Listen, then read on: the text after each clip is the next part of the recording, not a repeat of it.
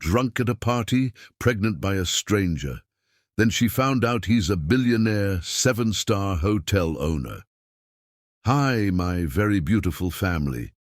Welcome back to the Mr. Peter Stories family, where love lives and hearts heal.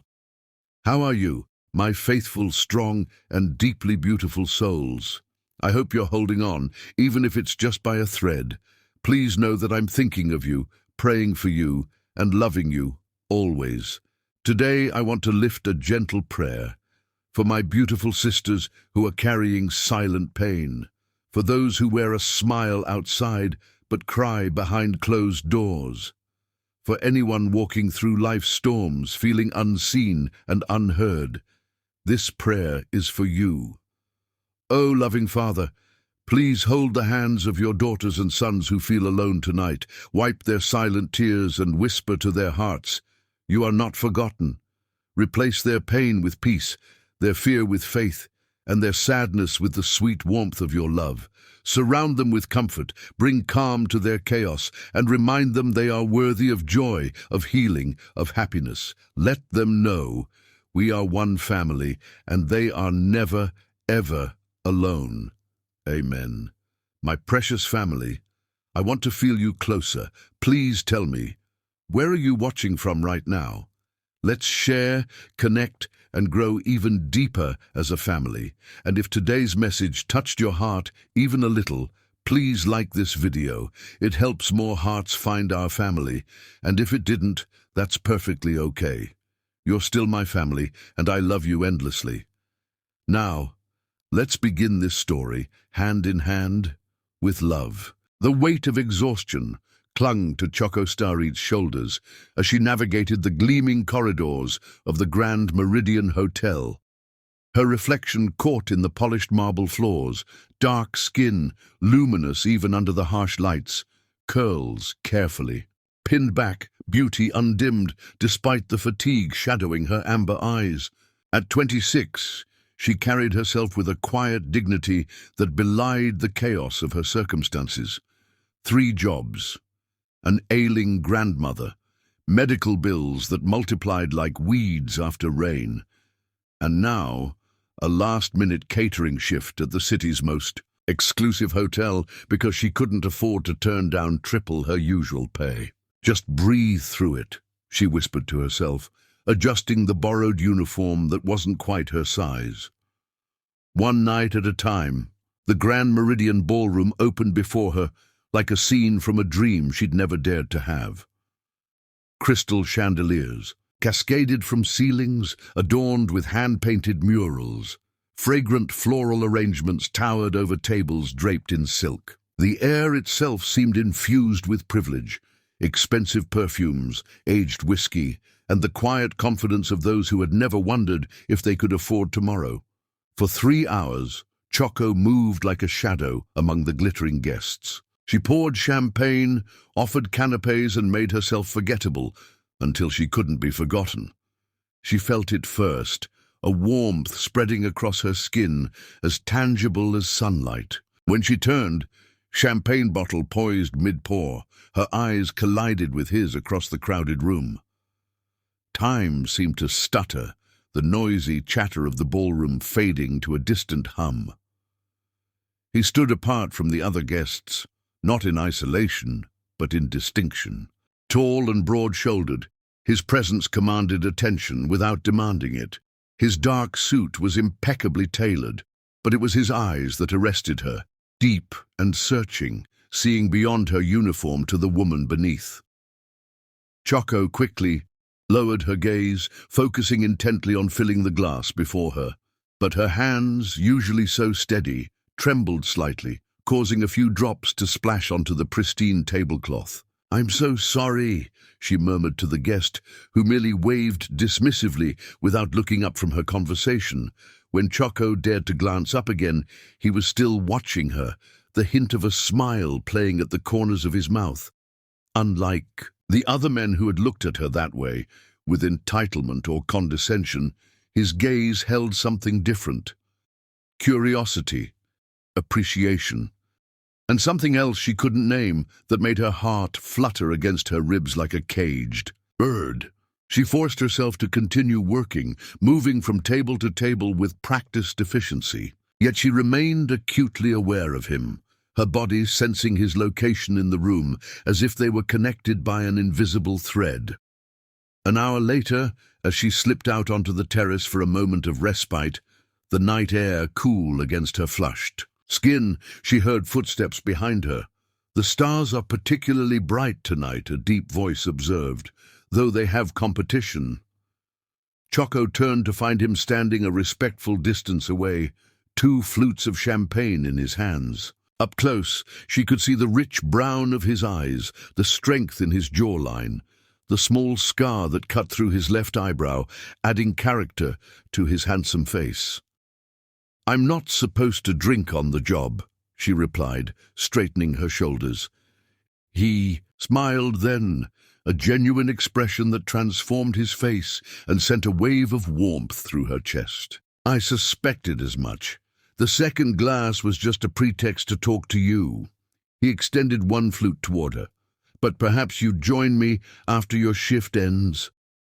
Choco studied him, trying to reconcile her instinctive caution with the inexplicable, feeling that this moment mattered. "I don't even know your name." "Irv," he said simply, no family name offered. "And you?" "Choco."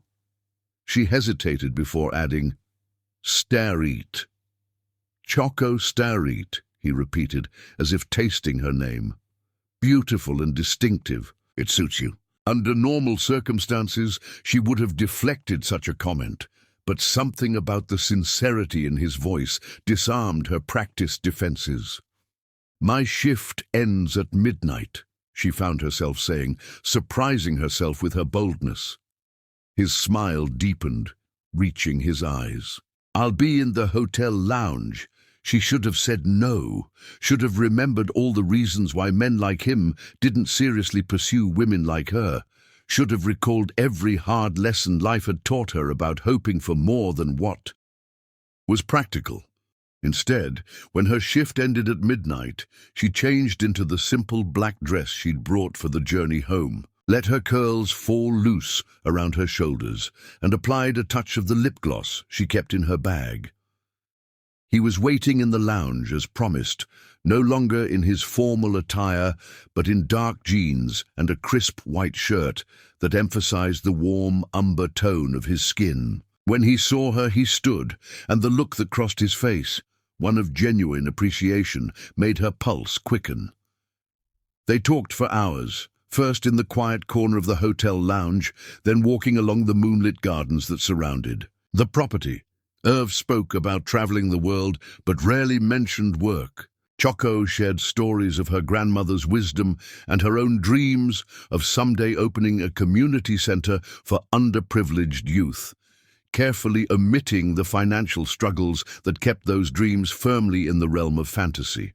There was an ease between them that defied explanation, as if they'd known each other in another life and were simply picking up a conversation long paused.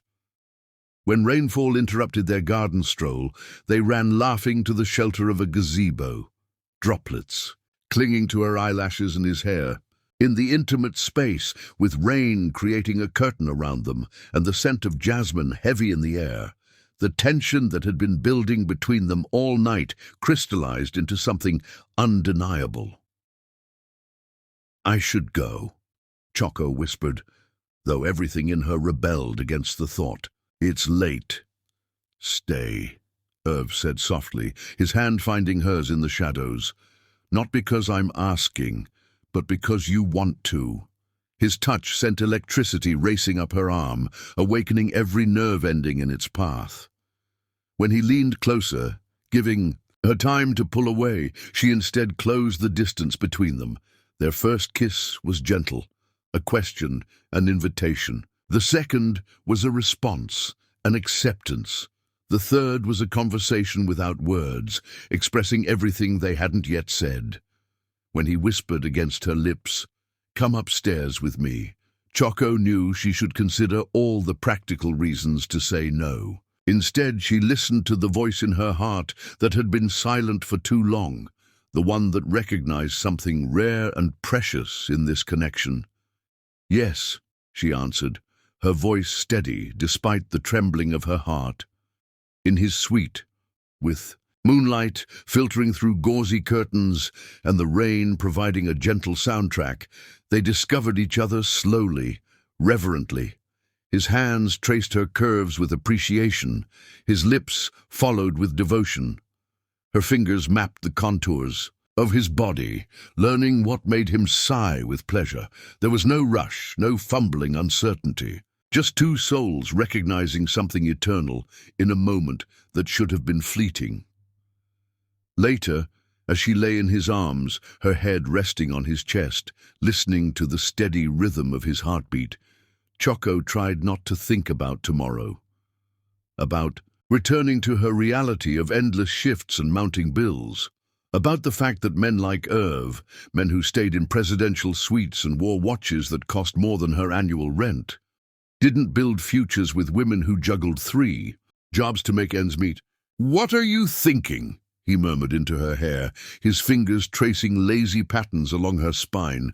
"That tonight feels like a dream," she admitted, "and I'm afraid of waking up." He shifted, tilting her chin up so she met his gaze. In the moonlight, his eyes held an intensity that made her breath catch. "Then let's stay in this dream a little longer," he said, before capturing her lips in a kiss that promised so much more than mere passion. Choco surrendered to the moment, allowing herself to believe just for tonight that some dreams could become reality. What she couldn't know, as she melted into his embrace once more, was how profoundly this night would change both their lives forever. Chapter 2. Lingering Memories. 6 weeks had passed since that unforgettable night at the Grand Meridian, yet Choco could still feel the ghost of Irv's touch on her skin. She moved through her morning routine with practiced efficiency, preparing a light breakfast for her grandmother before heading to her shift at Rosie's diner, but her mind was elsewhere, lost in memories of moonlight dancing across strong shoulders and whispered promises in the dark. "You've been glowing lately, child," her grandmother, Mama Pearl, observed from her place at the kitchen table. At 73, she remained perceptive as ever, her keen eyes missing nothing despite her frail body. "Something you want to share with your old grandma?" Choco smiled, setting a cup of chamomile tea beside her grandmother's medication. "Just feeling good, that's all." The truth was more complicated. She'd awakened the morning after her night with Irv to find him gone, a handwritten note on the pillow. "Some dreams are worth pursuing beyond the night. Until we meet again. E." He'd left his phone number, which she'd memorized but never dialed. What would be the point? Men like him didn't build lives with women like her. That night had been a beautiful anomaly. A perfect moment, suspended outside of reality. Mama Pearl hummed knowingly. "And I suppose that glow has nothing to do with why you've been running to the bathroom every morning this week." Choco's hand stilled on the counter. She'd been hoping to hide her morning sickness until she figured out what to do. But little escaped Mama Pearl's notice. "I was going to tell you," she said softly, turning to face her grandmother. Mama Pearl's expression softened. "Come here, child." Choco knelt beside her grandmother's chair, laying her head in the older woman's lap like she had done since childhood. Gentle fingers stroked her curls. "Life gives us unexpected gifts sometimes," Mama Pearl said. "The question is what we do with them." "I'm not afraid," Choco said, surprised to discover the truth in her words. Despite the financial uncertainty, despite the challenge of single motherhood, a fierce joy had taken root in her heart the moment she'd seen the positive pregnancy test. "This baby is mine, ours. We'll make it work." "Of course we will," Mama Pearl agreed, her weathered hand cupping Choco's cheek. "Stare at women always find a way." Later that morning, as Choco tied her apron at Rosie's diner, her co-worker Jade nudged her playfully. Girl, you've got to stop daydreaming and tell me who put that spark in your eyes. I haven't seen you like this. Well, ever. Choco laughed, the sound lighter than it had been in years. Can't a woman just be happy? Sure, but your kind of happy looks suspiciously like love-struck to me, Jade teased. Love-struck. Was that what this was? Impossible. One night couldn't create love. Yet, as the morning progressed, Choco found herself wondering. She dated before, had even thought herself in love once, but nothing had ever felt like the connection she'd experienced with Irv. It wasn't just physical, though that had been earth-shattering, but something deeper, as if their souls had recognized each other. During her break, she stepped outside for fresh air and found herself reaching for her phone, his number hovering in her mind. Her finger traced the pattern without dialing. What would she say? Hello, we spent one night together, and now I'm carrying your child. Or worse. I can't stop thinking about you, even though we're from different worlds. Before she could second-guess herself further, nausea hit with sudden intensity. She barely made it to the alley beside the diner before emptying her stomach. Morning sickness is a misnomer, she muttered, wiping her mouth. All-day sickness is more like it. Choco, are you ill? The voice froze her in place. Deep, familiar, impossible. Slowly she turned. Irv stood at the entrance to the alley, concern etched across his handsome features. He wore a casual button-down shirt that did nothing to diminish his commanding presence, and his eyes, those eyes that had haunted her dreams, were fixed on her with intensity that made her breath catch. Irv, she managed, straightening. What are you doing here? He stepped closer, hands in his pockets, a gesture that somehow made him seem more approachable despite his imposing height. I've been coming here every day for 2 weeks, he admitted. Different times, hoping to find you. Her heart stuttered. Why didn't you just call? I had your number. A smile touched his lips. And I was hoping you'd use it. When you didn't, I realized I'd have to be more persistent. His smile faded as he studied her face. You're pale. Are you all right? I'm fine, she said automatically, then reconsidered. They stood at a crossroads, and her next words would determine the path forward. Taking a deep breath, she chose honesty. Actually, no, I'm pregnant. She watched as understanding dawned in his eyes. First surprise, then something deeper, more profound. In 2 swift strides, he closed the distance between them, his hands coming to rest gently on her shoulders. Mine? He asked, his voice a reverent whisper. Choco nodded, chin lifted. Yours. But I want to be clear, I'm not asking for anything. Her words died as he pulled her into an embrace so tender it made her eyes sting with unexpected tears. He held her as if she were precious, one hand cradling the back of her head, the other strong around her waist. I haven't been able to forget you, he murmured against her hair. Not for a single moment. I kept hoping you'd call, and when you didn't, I couldn't stay away. And now, a child. He drew back slightly, his gaze dropping to her still flat stomach, wonder transforming his expression. Our child, he said, his voice catching on the word.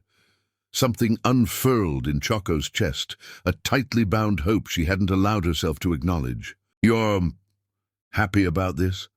His laugh was soft, incredulous. Happy doesn't begin to cover it. His hands framed her face with infinite care. Choco Starit, from the moment I saw you across that ballroom, something in me recognized you. That night we shared wasn't just passion. It was finding something I didn't even know I was searching for. Tears spilled freely now, tracking down her cheeks, only to be gently brushed away by his thumbs. I don't know you, she whispered, even as her heart argued otherwise. Then let me fix that, he answered, his forehead coming to rest against hers. Let me take you to dinner tonight, and tomorrow, and every night after that, until you know everything about me and I know everything about you. A bubble of laughter escaped her, half joy, half disbelief. I have the dinner shift tonight, then I'll wait. I'll sit at your counter all evening. I'll help you close up. Whatever it takes." His eyes held hers, sincere and unflinching. "I want to be part of this, Choco. Part of your life, part of our child's life, if you'll let me." The practical part of her, the part that had learned hard lessons about survival in a world that rarely showed kindness, urged caution. But the newfound maternal instinct blazing within her recognized something essential in this man. Strength, yes, but also gentleness. Determination, but also respect. "Dinner," she agreed, her hands coming to rest on his chest, feeling the steady beat of his heart beneath her palms. "And conversation. We take this one step at a time." His smile was radiant. "One step at a time." He agreed, then hesitated, gaze dropping to her lips. "Though I've been dreaming of kissing you again for 6 weeks." Choco felt heat rise to her cheeks, but she didn't look away. "I suppose that could count as step 1. When his lips met hers, the connection that had ignited between them 6 weeks ago burst instantly back to life. His kiss was reverent, yet passionate, restrained, yet promising. Her body remembered his, responding with a rush of warmth that left her breathless. As they parted, his thumb traced the curve of her cheek with a touch so tender it made her heart ache. "I should let you get back to work," he said reluctantly. "You'll be here tonight?" she asked, surprised by how much she needed his reassurance. "Wild horses couldn't drag me away," he promised. Then more softly, "We're going to figure this out together, Choco. You, me, and our child. I promise you that." As she watched him walk away, Choco pressed a hand to her abdomen, where new life grew. For the first time in years, she allowed herself to believe that promises might actually be kept. That evening, true to his word, Irv claimed a seat at the counter during her entire shift. He ordered coffee and pie, engaging her in conversation whenever she had a free moment, his eyes never straying from her as she moved through the diner. There was something profoundly comforting about his presence, steady, patient, unwavering. When her shift ended, he escorted her to a sleek black car waiting outside. The driver nodded respectfully as Irv opened the door for her. "I hope you don't mind," he said, noticing her surprise. "I thought you might appreciate not having to take the bus after being on your feet all day." Such a simple gesture, yet it spoke volumes about his consideration. As they settled into the luxurious back seat, Choco felt the day's exhaustion catching up with her. "We don't have to do dinner tonight if you're tired," Irv offered, studying her face with concern. "We could save it for tomorrow." Choco shook her head. "I want to talk, but maybe somewhere quiet?" His smile was understanding. "I know just the place." The car took them to a secluded restaurant overlooking the city, intimate but not intimidating, elegant but unpretentious. Over a meal of delicately seasoned salmon and roasted vegetables, they began the process of truly getting to know each other. Irv spoke of growing up with a single mother who had worked 3 jobs to provide for him, of the scholarship that had changed his life, of his determination to create something meaningful with that opportunity. He listened with genuine interest as she told him about Mama Pearl raising her after her parents' death, about her dreams of college interrupted by her grandmother's illness, about her hope to someday help other young women facing similar challenges. "You're extraordinary," he said as they lingered over dessert, his gaze full of admiration. "Juggling multiple jobs, caring for your grandmother, and now facing pregnancy with such courage." Choco smiled, warmed by his words, but still cautious. "You haven't asked the obvious question, which is, why I didn't call you, why I was prepared to do this alone." Irv considered her, his expression thoughtful. "I assumed it was because you weren't sure how I'd react, or perhaps because you thought our worlds were too different." Her eyebrows rose. "Perceptive. Am I wrong?" "No," she admitted. "Men like you don't typically build lives with women like me." Something flashed in his eyes, not anger, but determination. He reached across the table, taking her hand in his. "First, there are no men like me, just as there are no women like you. We're individuals, Choco, not categories." His thumb stroked across her knuckles. "Second, you don't yet know what kind of man I am, beyond what I've shared tonight. Give yourself time to discover that. Give us time." The sincerity in his voice touched something deep within her. "And third?" she asked softly. His smile was tender as he brought her hand to his lips, pressing a kiss to her palm that sent shivers up her arm. "Third, I have never wanted anything the way I want a chance with you. Not success, not wealth, nothing." His eyes held hers, unflinching. "That night we shared wasn't an ending, Choco. It was just the beginning." Later, as he walked her to her apartment door, the night air cool around them, Choco felt as though she stood on the precipice of something both terrifying and magnificent. At her door, she hesitated. "Would you like to meet my grandmother? She's probably still awake." The question clearly caught him by surprise, but pleasure quickly followed. "I'd be honored." Mama Pearl was indeed awake, seated in her favorite chair with a book open on her lap. Her shrewd eyes assessed Irv carefully as Choco made introductions. "So you're the one who put that glow in my granddaughter's eyes," she said directly. Irv didn't flinch under her scrutiny. Instead, he knelt beside her chair, bringing himself to eye level with the elderly woman. "Mom, I want you to know that I intend to cherish both Choco and our child. You have my word on that." Mama Pearl studied him for a long moment before a slow smile spread across her weathered face.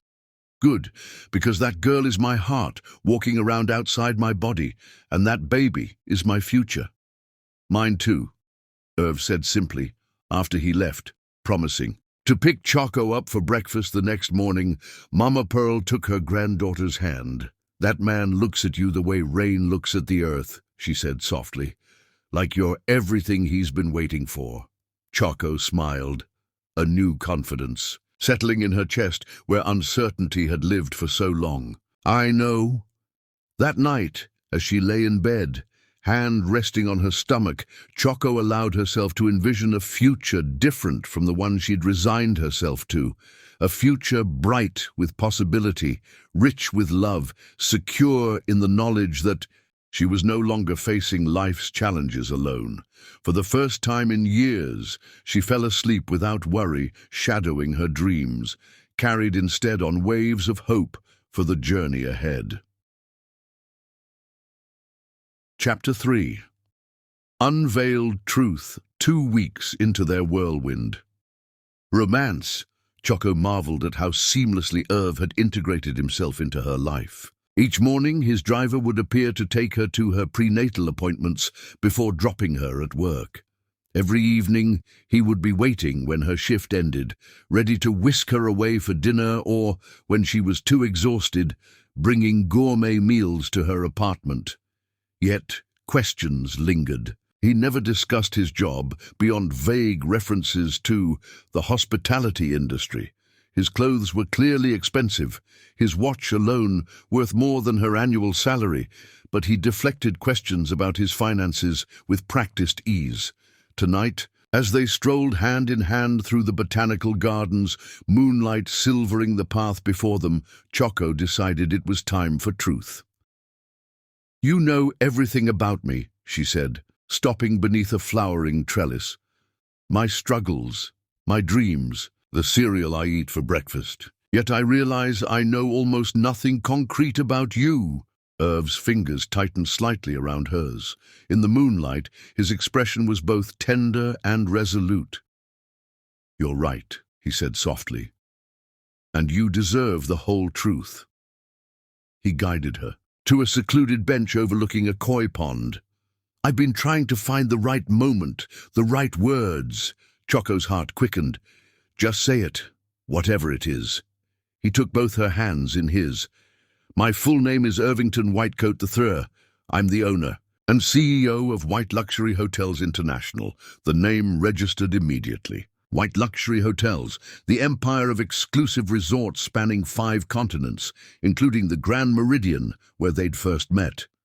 "You're a billionaire," she said, the words feeling strange on her tongue. His eyes never left hers. "My net worth is substantial, yes, but that's not who I am. It's just a circumstance of my life, like your beauty or your strength." Choco pulled her hands away, standing to create space between them. "Why hide this from me? Why pretend to be—" She trailed off, unsure how to finish. Irv rose, not crowding her, but unwilling to let distance grow. "I wasn't pretending. That night we met, I'd just concluded 3 weeks of surprise inspections at my properties. No one at the Grand Meridian knew who I was. I check in under different names to see how staff treat regular guests." His voice softened. "And then I saw you, and nothing else mattered. For the first time in years, I was just a man, not a balance sheet or a business card." Moonlight caught the sincerity in his eyes as he continued. "These past 2 weeks have been the most real of my life. You've seen me, Choco, not my wealth, not my company, just me." A gentle breeze stirred the flowers around them, carrying their sweet scent through the night air.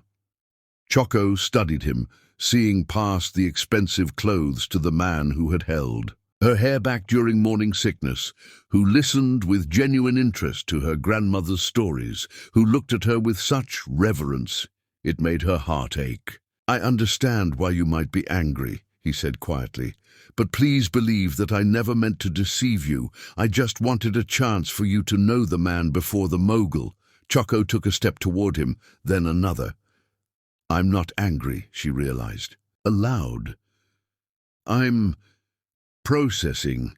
It's a lot to take in." Relief softened his features. "Ask me anything. I'm an open book from this moment forward." She tilted her head, a smile tugging at her lips despite herself. "Does this mean I get employee discounts at your hotels?" His laughter, warm and genuine, broke the tension. He closed the remaining distance between them, gathering her into his arms. "It means you never have to work another day in your life, unless you want to. It means your grandmother will have the best medical care money can buy. It means our child will want for nothing." Choco's hands rested against his chest, feeling his heartbeat strong and steady beneath her palms. "Money can't buy happiness, Irv." "No," he agreed, his gaze intense, "but it can remove obstacles to it. Your ambitions, your dreams for that community center, they can all become reality." The possibility expanded before her, dizzying in its scope. Yet it wasn't the wealth that moved her. It was the way he spoke of our child, the way he included her grandmother in his plans, the way he remembered her dreams and offered to help fulfill them without taking over. "There's something else you should know," he said, his voice dropping to a reverent whisper. His hand moved to cup her cheek with exquisite tenderness. "I'm falling in love with you, Choco Starrit. Completely, irrevocably in love. And that has nothing to do with hormones or responsibility or circumstance. It's simply you, your strength, your grace, your heart." The words resonated through her, settling in places long hollow. Without hesitation, she rose on tiptoes, bringing her lips to his in a kiss that conveyed what words could not yet express. His arms tightened around her, lifting her slightly off the ground as he deepened the kiss with a passion that sent heat coursing through her veins. When they finally broke apart, breathless and flushed, she kept her arms looped around his neck. "Show me," she whispered. "Show you what? Your world. If we're going to merge our lives, I need to understand what I'm stepping into." His eyes darkened with something beyond desire, admiration, respect, devotion. "Tomorrow," he promised, "I'll show you everything." The next morning, Irv's usual driver appeared not with the town car, but with a sleek helicopter. From the sky, the city unfolded beneath them, eventually giving way to the coastline, where a massive structure curved along the shore like a crescent moon embracing the sea. "White crescent," Irv explained, his voice coming through her headset. My flagship property and the headquarters of White Luxury International. As they landed on the helipad, Choco glimpsed staff lined up to greet them, men and women in crisp uniforms standing at attention. The respect in their eyes as Irv approached was unmistakable, but it wasn't fear. They genuinely admired him. Mr. Whitecoat, a distinguished older man, greeted them, offering a slight bow. Everything is prepared as requested. Thank you, Jeffrey. Irv's hand rested protectively at the small of Choco's back. May I introduce Ms. Choco Sterritt, who will be joining us permanently? Jeffrey's warm smile held no judgment, only welcome. It's our pleasure, Ms. Sterritt. Throughout the day, Irv guided her through the inner workings of his empire, from the executive offices, where strategies were developed, to the kitchens, where apprentice chefs trained under Michelin-starred masters. Everywhere they went, she observed how staff brightened in his presence, how he knew everyone by name, inquired after families, remembered details of their lives. You're not what I expected, she confessed as they took lunch on a private terrace overlooking the ocean. His eyebrow quirked. What did you expect? Someone more? She searched for the word. Imperious, but they love you. I built this company on the principle that luxury isn't just about thread counts and champagne. It's about how people feel when they're here. His hand covered hers on the table. My employees are the heart of that experience. I ensure they're well compensated with full benefits, educational opportunities, advancement paths. Happy staff create happy guests. The sun glinted off the ocean, casting diamonds of light across the waves. And you? She asked softly. Are you happy? His gaze, when it met hers, held such naked emotion it nearly took her breath away. I didn't know what happiness truly was until I met you. Later, as sunset painted the sky in hues of gold and crimson, Irv led her to a secluded cove, accessible only through the resort's private grounds. A blanket had been arranged on the sand, surrounded by hurricane lamps that would illuminate the space once darkness fell. This is my favorite place, he said, helping her sit. When the pressures of the business feel overwhelming, I come here to remember what really matters. Choco leaned against him, his arms strong around her shoulders. And what really matters to billionaire Irvington Whitecoat III? His kiss brushed her temple. The same things that matter to everyone: love, purpose, connection. The chance to build something meaningful, to leave the world better than I found it. His hand drifted to rest over her still flat stomach. The opportunity to be a better father than mine was. She covered his hand with her own. Tell me about him. As twilight deepened around them, Irv shared the story of his father, a man who had valued wealth over welfare, acquisitions over affection, and his mother, who had eventually fled with her young son to start over with nothing. She worked so hard, he said, voice thick with emotion. 3 jobs, just like you. She died before I made my first million, before I could give her the life she deserved. Choco turned in his arms, framing his face with her hands. She gave you something far more valuable than millions. She gave you character. The vulnerability in his eyes shifted to something heated, intense. Stay with me tonight, he whispered against her lips. Here, at White Crescent. Let me show you the life we could build together. As his lips claimed hers with growing urgency, Choco surrendered to the connection between them, one that transcended wealth and circumstance, rooted instead in recognition of something rare and precious. That night, in a suite perched above the breaking waves, they rediscovered each other with newfound honesty. Every touch, every whispered endearment carried the weight of revelation, of barriers fallen, of futures aligning. Afterward, as she lay curled against him, his heartbeat strong beneath her cheek, Choco finally spoke the words that had been building within her. I love you too, she whispered into the darkness. Not your wealth or your position, just you. His arms tightened around her, a tremor running through his powerful frame. When he spoke, His voice held the reverence of a man receiving a gift beyond price. Then I am truly the richest man alive. A sleep claimed them, wrapped in each other's embrace, with the sound of the ocean as their lullaby. Choco knew with bone-deep certainty that she had found her home. Not in this luxurious resort, but in the heart of the man who held her, as if she were the true treasure. Chapter 4.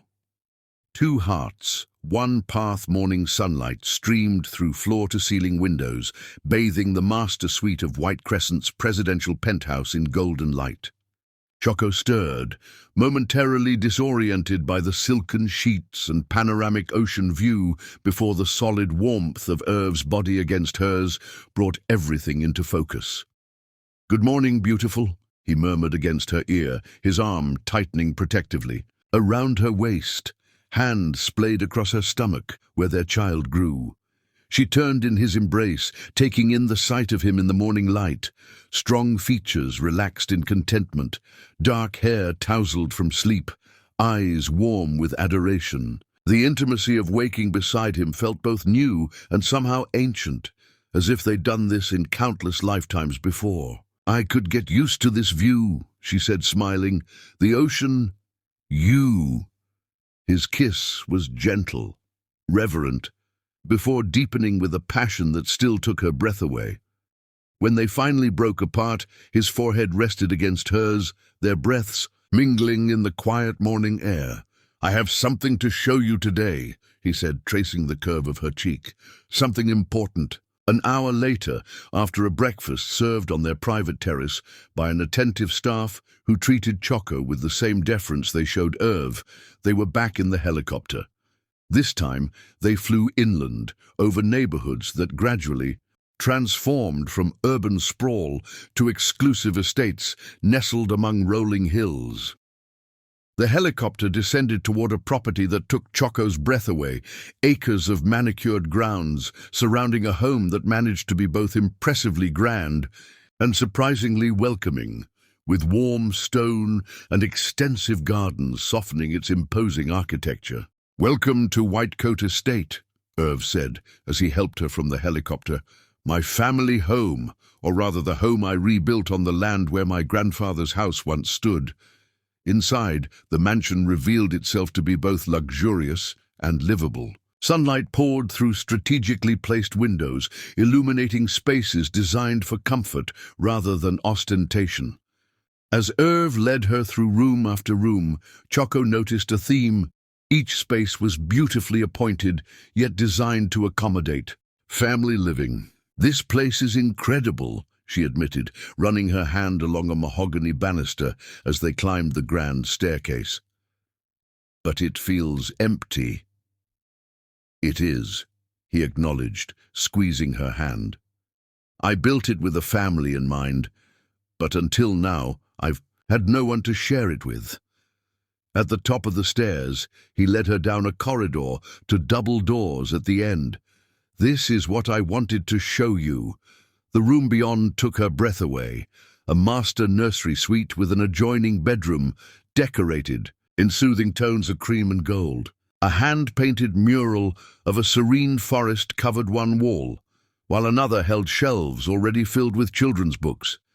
In the center stood a crib crafted from exotic wood, its design both modern and timeless. "I had it commissioned when you told me about the pregnancy," Irv admitted, watching her face carefully. "Too presumptuous." Choco moved slowly through the space, fingertips brushing over the soft fabrics, the carefully chosen toys. Emotion welled in her throat, making speech difficult. "You designed all this for our baby?" He nodded, coming to stand behind her, his hands gentle on her shoulders. "And this connects to it."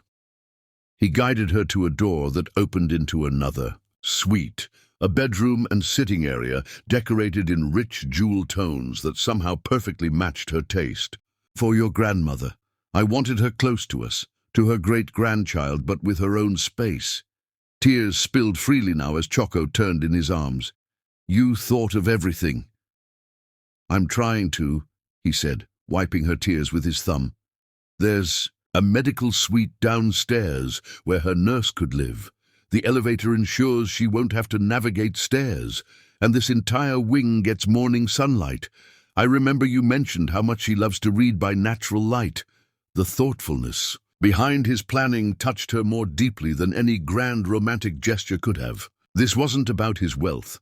It was about his heart, his desire to create a home that would nurture all those she loved. "There's something else," he said, leading her to yet another door. "This one's just for you."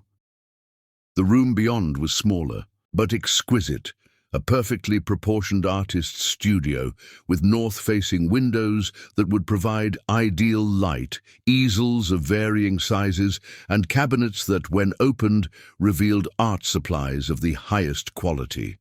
"You mentioned once that you used to paint before life got in the way," he said quietly. "I thought perhaps you might want to again, especially during your maternity leave." Choco stood speechless in the center of the studio. How had he remembered that fleeting comment about the art classes she'd loved in high school, the scholarship to art school she'd had to decline when her grandmother fell ill? How had he understood that this part of herself, this dream deferred, still mattered? "Irv," she whispered, turning to him with fresh tears. "This is too much." "No," he said firmly, taking her hands in his. "Nothing is too much for you. For us." His eyes held such certainty, such devotion. "This home has been waiting for you, Choco. I've been waiting for you without even knowing it." His hands came to rest on her waist, drawing her closer. "Move in with me, you and Mama Pearl. Let me take care of you both, not because you need it, but because it would give me such joy to do so." The offer hung between them, breathtaking in its simplicity and its enormity. Part of her, the fiercely independent part that had struggled and survived on her own for so long, wanted to hesitate, to insist on making her own way.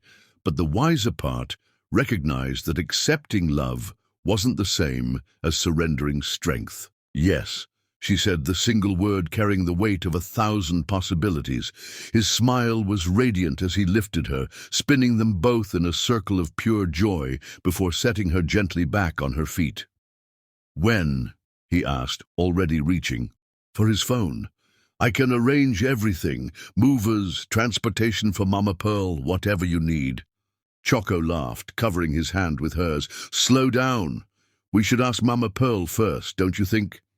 His expression turned serious. "Of course. Her blessing matters to me." He pressed a kiss to her forehead. "Shall we go see her now?" Mama Pearl sat in her favorite chair by the window of their modest apartment, seemingly unsurprised when Choco and Irv arrived unannounced in the middle of the afternoon. "I was wondering when you'd bring him by again," she said, her keen eyes assessing them both. "Something's different." Choco knelt beside her grandmother's chair, taking her weathered hands. "Irv has asked us to move in with him, Mama. Both of us." The older woman's gaze shifted to Irv, who stood respectfully nearby. "Is that so?" "Yes, ma'am," he confirmed, moving to kneel beside Choco. "I want to provide a home for all of us. You, Choco, our child, but only if you approve." Mama Pearl studied him for a long moment. "And if I say no?" "Then we'll find another solution," he answered without hesitation. "Choco's happiness depends on yours. That makes your well-being my priority too." A slow smile spread across the elderly woman's face. "Good answer." She turned back to Choco. "What do you want, child?" Choco looked between her grandmother and the man she loved, feeling the perfect rightness of their unlikely family. "I want us to be together, all of us." Mama Pearl nodded, decision made. "Then it's settled, but I have conditions." Irv's eyebrow arched, but his expression remained respectful. "Name them." "I keep my independence. I have my own space. And I want to contribute. I may be old, but I'm not useless." "Done," Irv agreed immediately. "You'll have your own suite connected to the nursery. As for contributing, I can think of nothing more valuable than your wisdom and your presence in our child's life." Mama Pearl's eyes softened as she reached out to touch his cheek in a gesture of acceptance. "You'll do," she said simply. Later, as they walked through the small apartment while Mama Pearl rested, Choco watched Irv take in her modest life. The second-hand furniture, the carefully mended curtains, the patched walls of a building that had seen better days decades ago. "This is where you've been living," he said quietly, not a question but a realization. "It's been home," she replied, no shame in her voice. "We made it work." He turned to her, his expression both tender and fierce. "You are remarkable, Choco. Stare-eat, to create warmth and beauty in such circumstances, to care for your grandmother while working multiple jobs, to maintain such dignity and grace through it all." She met his gaze steadily. "Circumstances don't define us. How we handle them does. A lesson many with wealth never learn," he acknowledged, drawing her into his arms. Against her hair he murmured, "I want to give you the world, but I know that's not what you need. Tell me what you do need, Choco. Tell me how to make you happy." She wrapped her arms around his waist, feeling his solid strength, his unwavering presence. "Just love me," she whispered. "Love our child. Be the man I already know you are." His kiss was a promise, gentle yet passionate, tender yet powerful. When they broke apart, both breathless, he rested his forehead against hers.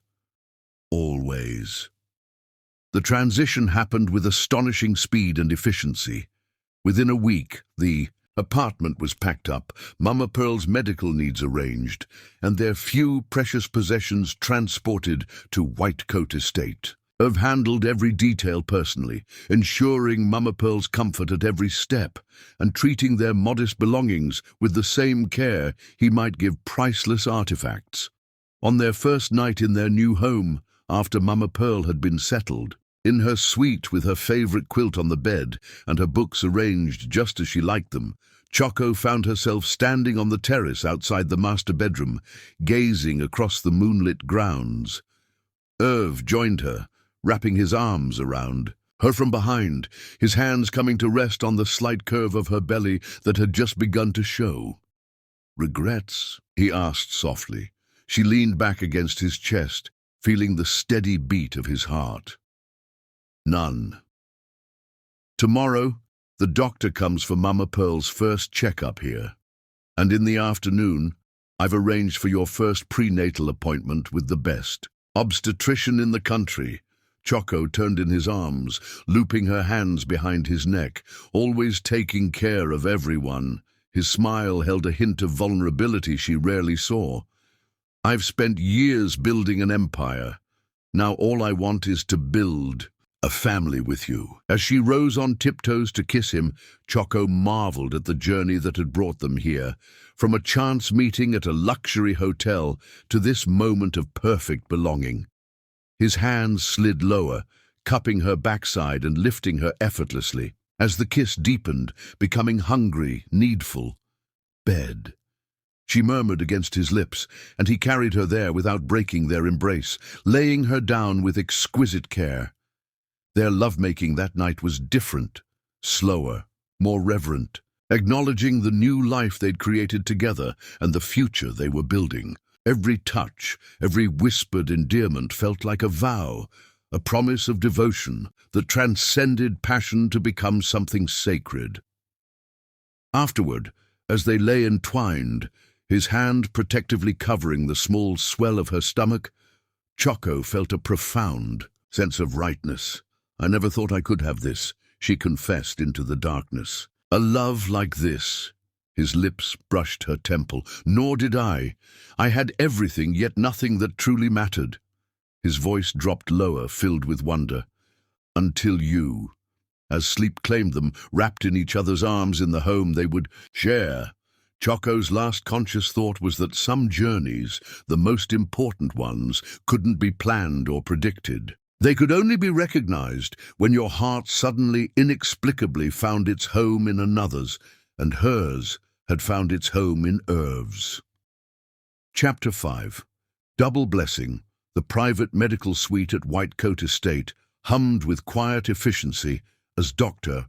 Isabella Chen, the country's leading obstetrician, prepared for Choco's 12-week ultrasound. Mama Pearl sat regally in a plush chair near the examination table, while Irv held Choco's hand, thumb stroking her knuckles in gentle reassurance.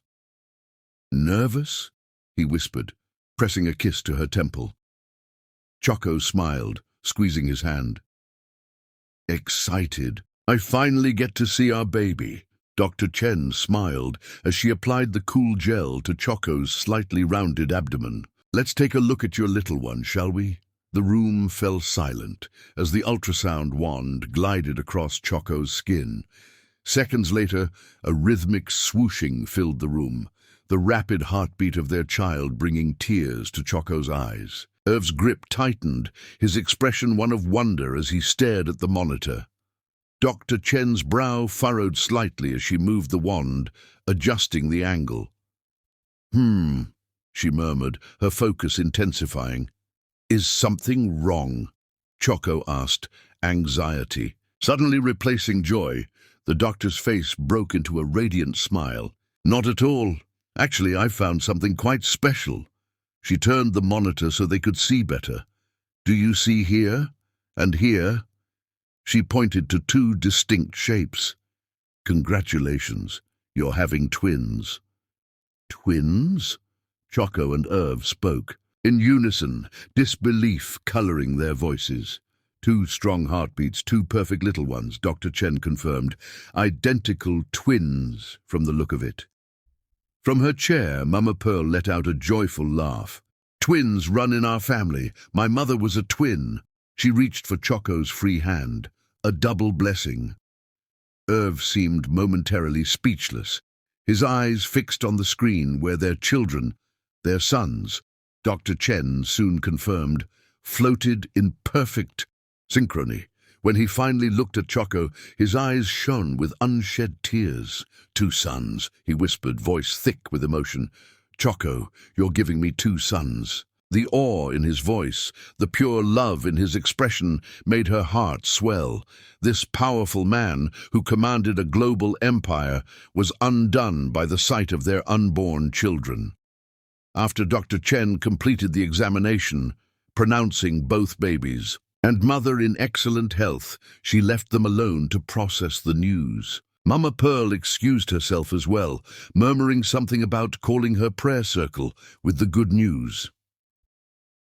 Alone in the medical suite, Irv helped Choco sit up, then surprised her by kneeling before her, his hands cradling her stomach with reverence. "Thank you," he said, voice still unsteady, "for this miracle, for these lives we've created." She ran her fingers through his hair, overwhelmed by his tenderness. "They're ours, Irv, our little boys." He looked up at her, his expression suddenly serious. "Marry me." The words hung in the air between them, simple yet profound. "What?" she whispered. "Marry me," he repeated, rising to take her hands in his. "Not because of the babies, though they're the most precious gift I could imagine. Marry me because I love you more than I thought it was possible to love another person. Because I want to fall asleep beside you and wake up with you every day for the rest of my life." Choco searched his face, finding nothing but sincerity and devotion. "We've known each other less than 3 months, Irv. And yet, I've never been more certain of anything." His hand brushed her cheek. "Some souls recognize each other instantly. Ours did. From that first moment across the ballroom." Her heart knew the truth of his words. Whatever logic might dictate about proper timelines and reasonable progression, her soul had indeed recognized his, claimed his, from that first electric glance. "Yes," she said simply, "I'll marry you." Joy transformed his features as he pulled her into his arms, lifting her off the examination table and spinning her in a circle of pure elation. When he set her down, he kissed her with such passion that she felt it to her core, a kiss that promised a lifetime of devotion. "When?" he asked against her lips. "Tomorrow? Next week?" Choco laughed, her hands framing his face. Slow down. Let's wait until I can fit into a wedding dress properly. Maybe after the twins are born. He shook his head, pulling a small velvet box from his pocket. I can't wait that long to call you my wife, but I'll compromise. How about next month? Small ceremony, just family and close friends? She stared at the box. You already have a ring? How did you know I'd say yes? His smile was both tender and confident. I didn't, but I hoped. I've been carrying this since the week after we met. When he opened the box, Choco gasped. The ring inside wasn't the ostentatious diamond she might have expected from a billionaire, but an exquisite emerald-cut stone set in a delicate handcrafted band inlaid with smaller diamonds. It was my mother's, he explained softly. The only valuable thing she kept when she left my father. She said it represented true love. Not the marriage that failed, but the love she had for me. He removed it from the box with reverent hands. I'd like you to have it, if you're willing. Tears blurred Choco's vision as she extended her hand. I'd be honored. The ring slid perfectly onto her finger, as if it had been made for her. Irv brought her hand to his lips, pressing a kiss to her knuckles just above the ring.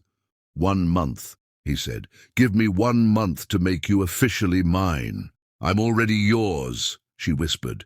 But yes, 1 month. The news of twins sent Irv into a frenzy of preparation. Within days, architects had revised the nursery plans to accommodate 2 babies. Specialists were flown in to ensure Choco's pregnancy remained healthy. Every evening, Irv would return from his office with new treasures for their sons, handcrafted toys, first-edition children's books, matching heirloom cradles. Yet amid the whirlwind of planning, he remained attentive to Choco's needs, often cancelling business meetings if she felt even slightly fatigued, massaging her feet each night, reading aloud to both her and her growing belly. 2 weeks after the ultrasound, he surprised her with a limousine ride to the city, refusing to reveal their destination. You know I hate surprises, she protested mildly as they drove through the exclusive downtown district. He smiled, kissing the back of her hand. You'll like this one. The car stopped before a stately building with an elegant marble facade. Inside, Choco found herself in a light-filled space with soaring ceilings and gleaming hardwood floors. Large windows overlooked a tree-lined street, while the walls displayed vibrant artwork from diverse artists. What is this place? She asked, turning, slowly to take it all in. It's yours, Irv said simply. Or rather, it will be once the renovations are complete. Mine? He guided her through the space, his hand warm at the small of her back. You once mentioned your dream of opening a community center for underprivileged youth, focusing on arts, education. He gestured around them. This will be the Star Eat Center for Creative Arts, a place where any child with artistic passion can find the tools, space, and mentorship they need, regardless of their financial circumstances. Choco stood speechless, overwhelmed by the magnitude of his gift. This wasn't just a building. It was her dream made tangible, given form and substance through his love. The top floor is already set up as a studio for you, he continued, with a nursery adjacent so the boys can be with you when you're working. The main floors will have classrooms, exhibition spaces, and meeting rooms. His eyes searched hers. Do you like it? Like it? She whispered, tears spilling freely. Irv, this is everything I ever wanted to create. His smile was tender as he brushed away her tears. You gave me your heart. You're giving me sons. Let me give you your dreams in return. She moved into his embrace, face pressed against his chest, overwhelmed by the depth of his love. How did I get so lucky? She murmured. His arms tightened around her.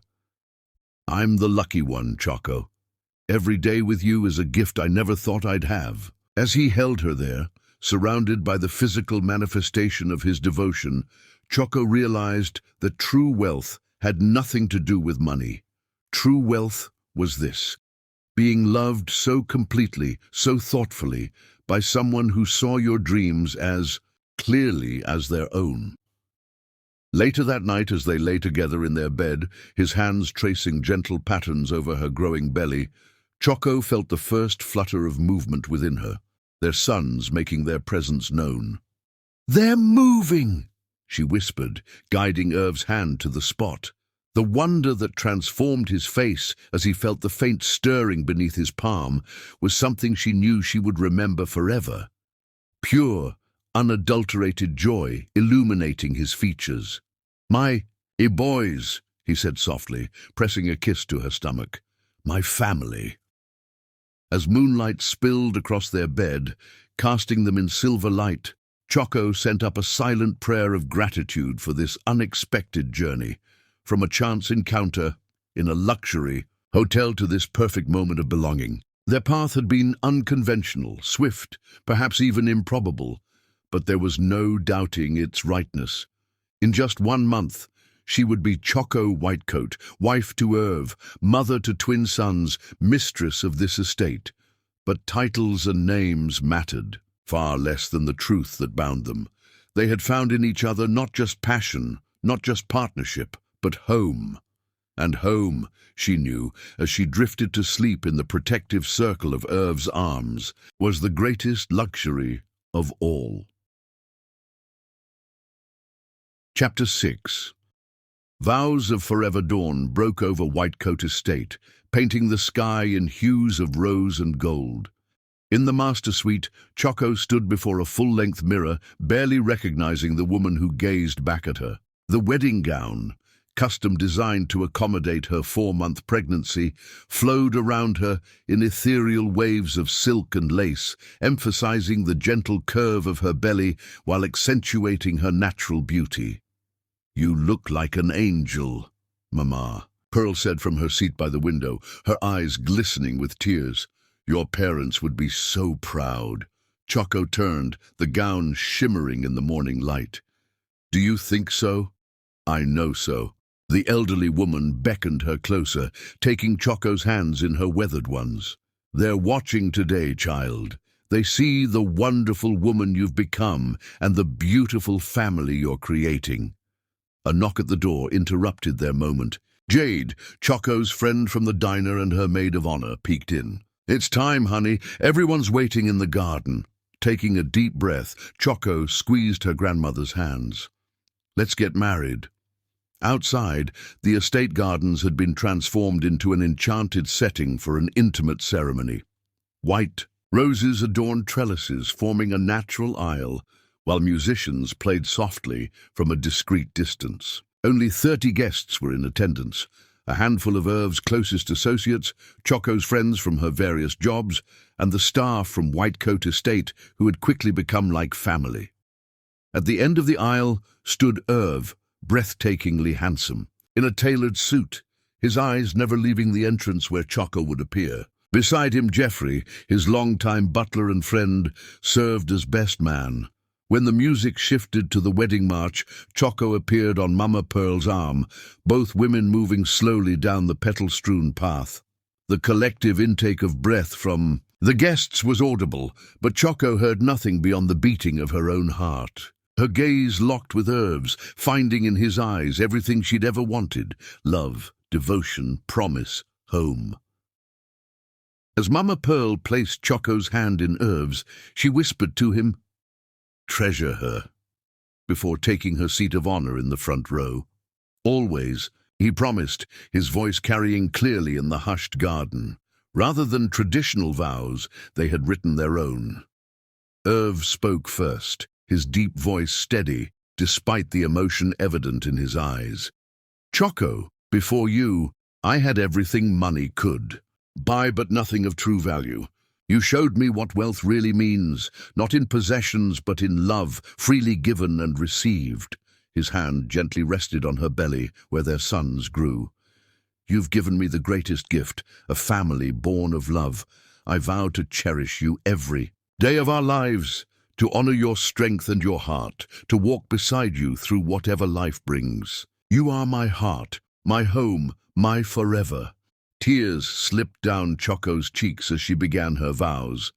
"Irv, I came into your world by chance, but I choose to stay by design. You saw me, truly saw me, when I was invisible to everyone else. You respected my independence while offering your strength. You embraced my family as your own." She placed her hand over his on her belly. "With you, I've found not just passion but partnership, not just romance, but respect. I vow to love you completely, to stand strong beside you, to build our family with joy and purpose. You are my unexpected miracle, my cherished love, my destiny."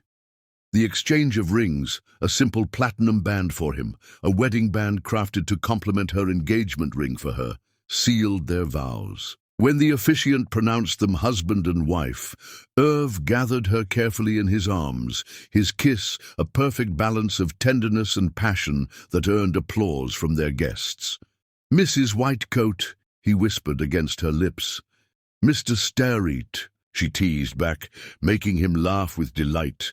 The celebration that followed was as elegant as it was joyful. A sumptuous luncheon was served in the estate's conservatory, filled with flowers that carried the sweet scent of new beginnings. Irv rarely left Choco's side, his hand often finding hers or resting protectively on her back, his eyes following her with undisguised adoration during a quiet moment together. As their guests mingled with champagne and dessert, Irv led Choco to a secluded corner of the garden. "I have something for you," he said, producing a small velvet pouch. "Irv, you've already given me everything," she protested gently. His smile was tender as he opened the pouch, revealing a delicate gold locket. Not quite everything. Inside the locket was a miniature ultrasound image of their twins. On the opposite side, an inscription: "Two hearts, one soul, forever entwined." "It's beautiful," she whispered as he fastened it around her neck. "A reminder that you're never alone," he said, his fingers lingering on the pulse point at her throat. "Even when business takes me away, I carry you, all three of you, with me always." Their moment of intimacy was interrupted by gasps and exclamations from the reception. Returning to their guests, they found the source of the commotion. An unexpected visitor had arrived. Evelyn Whitecoat, Irv's mother-in-law from his brief first marriage, stood imperiously at the entrance to the conservatory, her glacial beauty at odds with the warmth of the celebration. "Forgive the intrusion," she said, voice carrying across the suddenly silent room. "I simply had to see for myself the woman who managed to capture Irvington's heart so thoroughly." Irv's arm tightened around Choco's waist. "Evelyn, this is a private celebration." The woman's smile didn't reach her eyes as she approached them, and quite charming, if rustic. Her gaze flicked dismissively over the intimate gathering before settling on Choco's pregnant figure. "My, you didn't waste any time, did you?" A collective tension filled the room. Choco felt Irv stiffen beside her, his jaw tightening with controlled anger. Before he could speak, she placed a gentle hand on his chest. "Mrs. Whitecoat," Choco said, her voice calm but carrying an undeniable strength. "Thank you for your interest in our happiness. Yes, we have been blessed with unexpected joy." She smiled, genuine and warm. "Love, when it's real, doesn't follow conventional timelines. Would you care for some champagne to toast with us?" The elegant deflection, offered without malice or defensiveness, seemed to catch Evelyn off guard. For a moment, something like respect flickered in her eyes. "Perhaps another time," she said finally. "I merely wanted to offer my congratulations." She turned to Irv. "The board will be interested to hear of your expanding family commitments."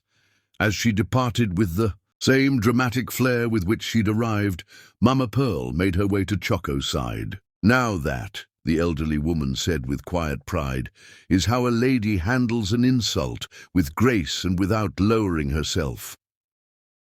Irv looked down at his wife with newfound admiration. "You continue to amaze me," he murmured, pressing a kiss to her temple.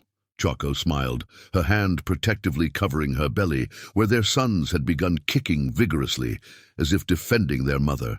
"Our boys didn't like her very much," she whispered, guiding his hand to feel their movements. Irv's laugh broke the remaining tension. Already protective of their mother. Good boys. The celebration resumed its joyful tone, the brief disruption, forgotten in the glow of their happiness. Later, as evening fell and the last guests departed, Irv carried Choco over the threshold of their home. Not the main entrance, but the door to their private suite. "Welcome home, Mrs. Whitecoat," he said, setting her gently on their bed. "I've been home for months," she reminded him, reaching up to loosen his tie. "Home is wherever you are." His kiss was a promise of passion, protection, partnership. As he undressed her with reverent hands, his lips tracing the curves changed by pregnancy, Choco marveled at how completely he adored her, not despite the changes in her body, but because of them. Their love-making that night was tender, mindful of her pregnancy, yet no less passionate for its gentleness. Afterward, as she lay cradled against him, his hand splayed protectively over their sons, Choco felt a contentment so deep it brought tears to her eyes. "Happy tears?" he asked, brushing them away with his thumb. "The happiest," she confirmed. "I never imagined love could feel like this." "Like what?" she considered, finding the perfect words. "Like coming home to a place you've never been, but somehow always knew existed. Like finding the missing piece of yourself you didn't realize was gone." His arms tightened around her. "That's exactly how I feel about you. Like all my life, I was searching without knowing what I was looking for. Until you." Outside their window, stars emerged in the velvet sky, bearing witness to vows spoken not just in a garden ceremony, but in the quiet sanctuary of their embrace. Whatever challenges lay ahead, intrusive former family members, business demands, the approaching birth of their sons, they would face them together.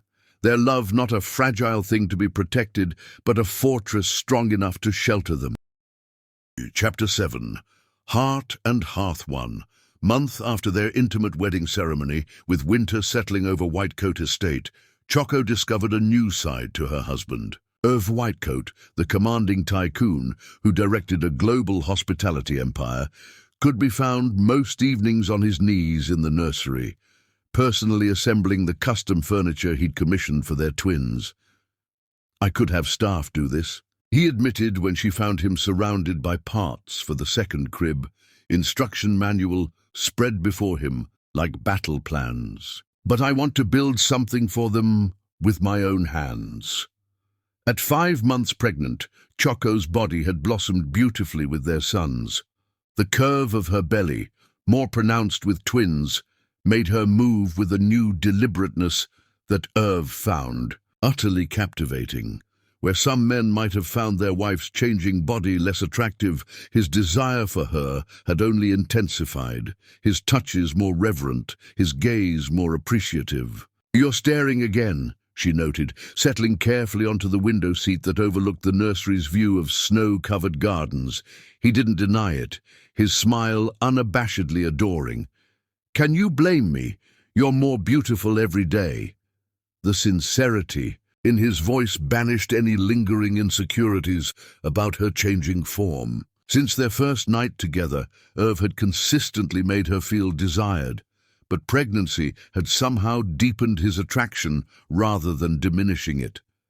This appreciation for her as a woman creating life reflected the depth of character that had drawn her to him beyond physical chemistry. "Have you thought more about names?" she asked, watching his capable hands manipulate the delicate wooden pieces with surprising gentleness. He paused, considering. "I've been researching names that honor both our heritages. What do you think of Sebastian? It means revered or respected." "Sebastian," she repeated, testing the sound. The name held strength without pretension, dignity without stiffness. "I like it. And for his brother, Irv continued, perhaps Samuel? It means heard by God, a blessing.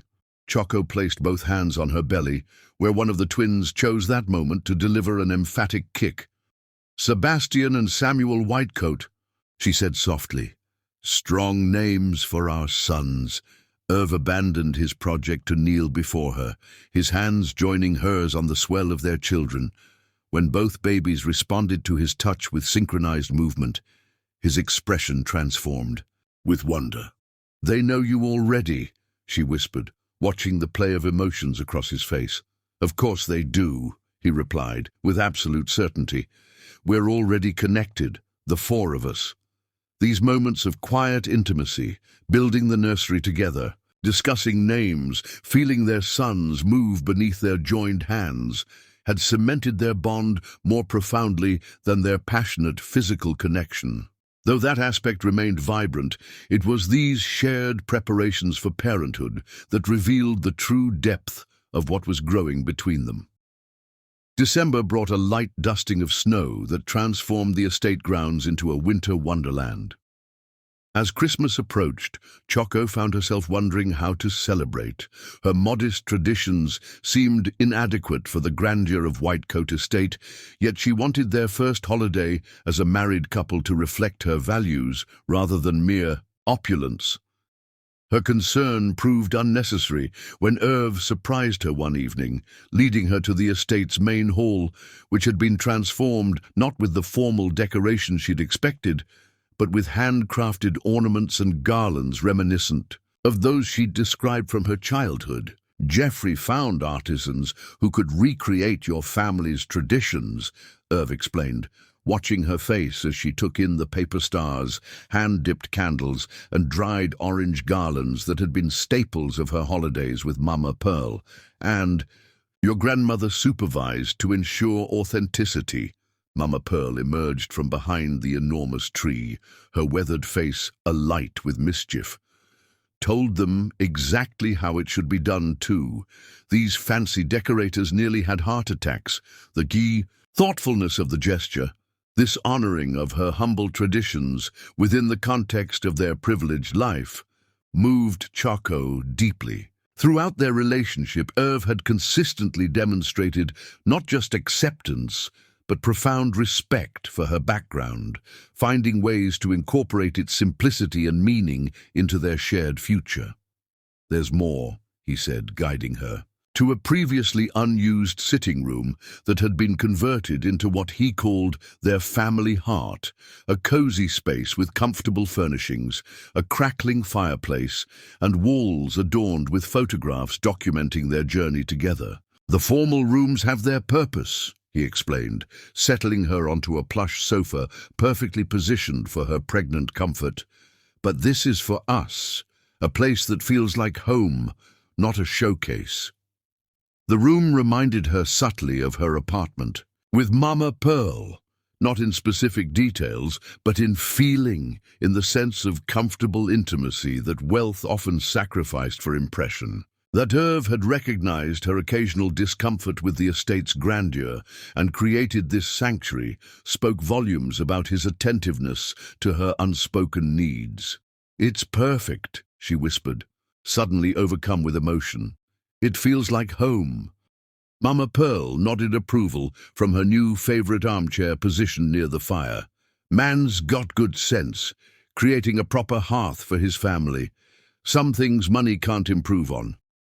That evening, as they shared a simple meal in their new family space, rather than the formal dining room, Choco realized how completely Irv had reorganized his life around her comfort and their growing family. The powerful businessman who had once lived for global expansion and corporate acquisition now found his greatest joy in creating a true home, something his own childhood had largely lacked despite material wealth. "I have something for you," she said after dinner, retrieving a package she'd hidden weeks earlier. An early Christmas gift. Inside the simply wrapped box lay a leather-bound journal, its cover embossed with the constellation visible the night they'd met. The first pages contained her handwritten account of their journey, from that initial glance across the Grand Meridian ballroom to the moment they'd discovered they were expecting twins. "For our sons," she explained as he carefully turned the pages. "So they'll know our story someday, how we found each other, how much they were wanted and loved before they even arrived." His expression, as he looked up from this most personal of gifts, held such naked emotion it nearly took her breath away. "You continually humble me," he said, his voice unsteady, "with your wisdom, your heart, your understanding of what truly matters." Later that night, as they lay together in their bed watching snow fall gently beyond their windows, Irv shared something he'd never revealed before: the loneliness of his childhood Christmases in his father's mansion, surrounded by expensive gifts but lacking the warmth and tradition Choco had known despite financial struggles. "My mother tried," he recalled, his hand absently stroking Choco's hair. "But after she left my father, we barely had enough for essentials. Christmas became something simple out of necessity." His voice softened with memory. "Yet those humble celebrations in our tiny apartment hold my only happy holiday memories." The vulnerability of this confession, this acknowledgement of how wealth had failed to provide what poverty somehow managed, deepened Choco's understanding of the man she'd married. Beneath the confident exterior of the billionaire tycoon lived a boy who had learned early that material possessions made poor substitutes for genuine connection. "Our sons will have both," she promised, guiding his hand to her belly where their children grew. "The security your success provides and the values my upbringing instilled, the best of both our worlds." His kiss held gratitude beyond words, for her understanding, for her acceptance of his complicated relationship with wealth, for her determination that their children would know what truly constituted richness in life. As Christmas approached, a surprising invitation arrived from Lagos, Nigeria, the homeland of Irv's mother. His maternal grandfather, whom he hadn't seen since childhood, had learned of the impending birth of twin great-grandsons and requested a video call to bestow traditional blessings. "I didn't even know he was still alive," Irv admitted, visibly moved by this unexpected connection to his maternal heritage. "After my mother died, that link to her family seemed lost forever." The call, arranged for Christmas Eve morning to accommodate the time difference, became a pivotal moment for their growing family. Despite the vast distance and years of separation, the bond between Irv and his grandfather was immediately evident. The same determined set of their jaws, the same penetrating gaze, the same quiet dignity in their bearing. Speaking in a blend of English and Yoruba, the elderly man shared family stories Irv had never heard, describing his mother's childhood in Lagos before her ill-fated marriage had taken her abroad. With each tale, another piece of Irv's identity seemed to click into place. The origin of character traits he'd never been able to trace to his father, cultural references that had shaped his worldview without context. When the elderly man turned his attention to Choco, his approval was immediate and heartfelt. "You have chosen well, grandson," he said, his deep voice carrying across continents with remarkable clarity. "She has the eyes of one who sees truly." The ancestral blessing he bestowed upon the unborn twins combined elements of traditional Yoruba prayers with universal hopes for health, wisdom, and purpose. Though delivered through modern technology, the ancient words held power that transcended their digital transmission, connecting their unborn sons to generations of heritage they might otherwise never have known. After the call ended, Irv sat in silence for several minutes, processing this unexpected reconnection to his maternal roots. When he finally spoke, his voice held a new certainty. "Our sons will know all of their heritage," he said, taking Choco's hands in his. "Your families strength and resilience, my mother's cultural traditions, even the lessons, both positive and cautionary, from my father's world. His gaze, when it met hers, held both conviction and vulnerability. They will never question where they belong or feel torn between worlds as I did. This commitment to give their children a coherent sense of identity that incorporated all aspects of their lineage reflected the intentionality with which Irv approached fatherhood. Where some men of his position might have simply delegated child-rearing to staff while focusing on business matters, he was determined to be actively involved in shaping his sons' understanding of themselves and their place in the world. Christmas Day itself became a beautiful blending of traditions. Morning began with the simple cinnamon rolls Mama Pearl had made every Christmas of Choco's life, followed by the exchanging of thoughtfully chosen rather than lavishly expensive gifts. Later, they honored Irv's maternal heritage with traditional Nigerian dishes prepared under the guidance of a chef he'd specially flown in for the occasion. As evening settled over the estate, bringing with it a fresh snowfall that transformed the grounds into a glistening wonderland, Choco stood at their bedroom window, watching nature's quiet beauty unfold. At 6 months pregnant, her body had adapted to the growing twins, finding a new equilibrium that left her feeling more energetic than she had in the early months.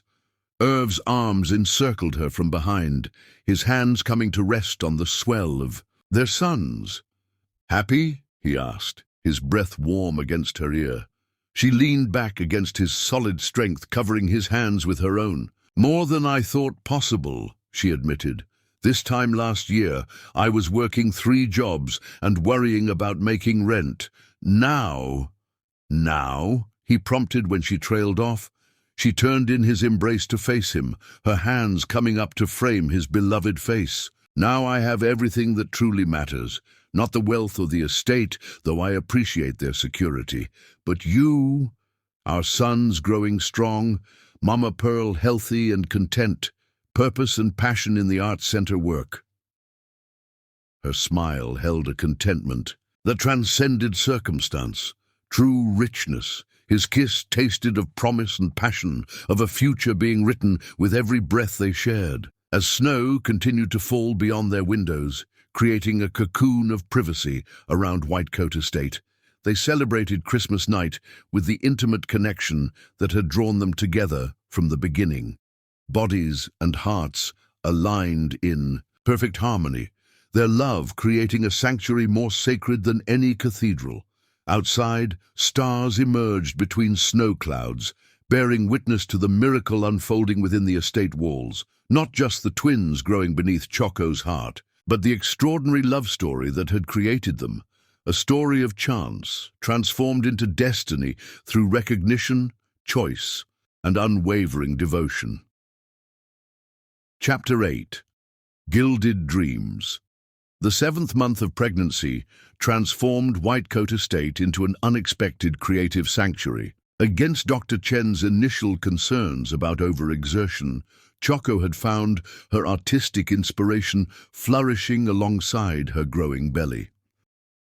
The studio Irv had designed for her became her daily retreat, where canvas after canvas emerged filled with vivid impressions of the life growing within her, dreams made tangible through color and form. "These are extraordinary," Irv said one crisp December afternoon, walking slowly around the studio where a dozen new paintings stood in various stages of completion.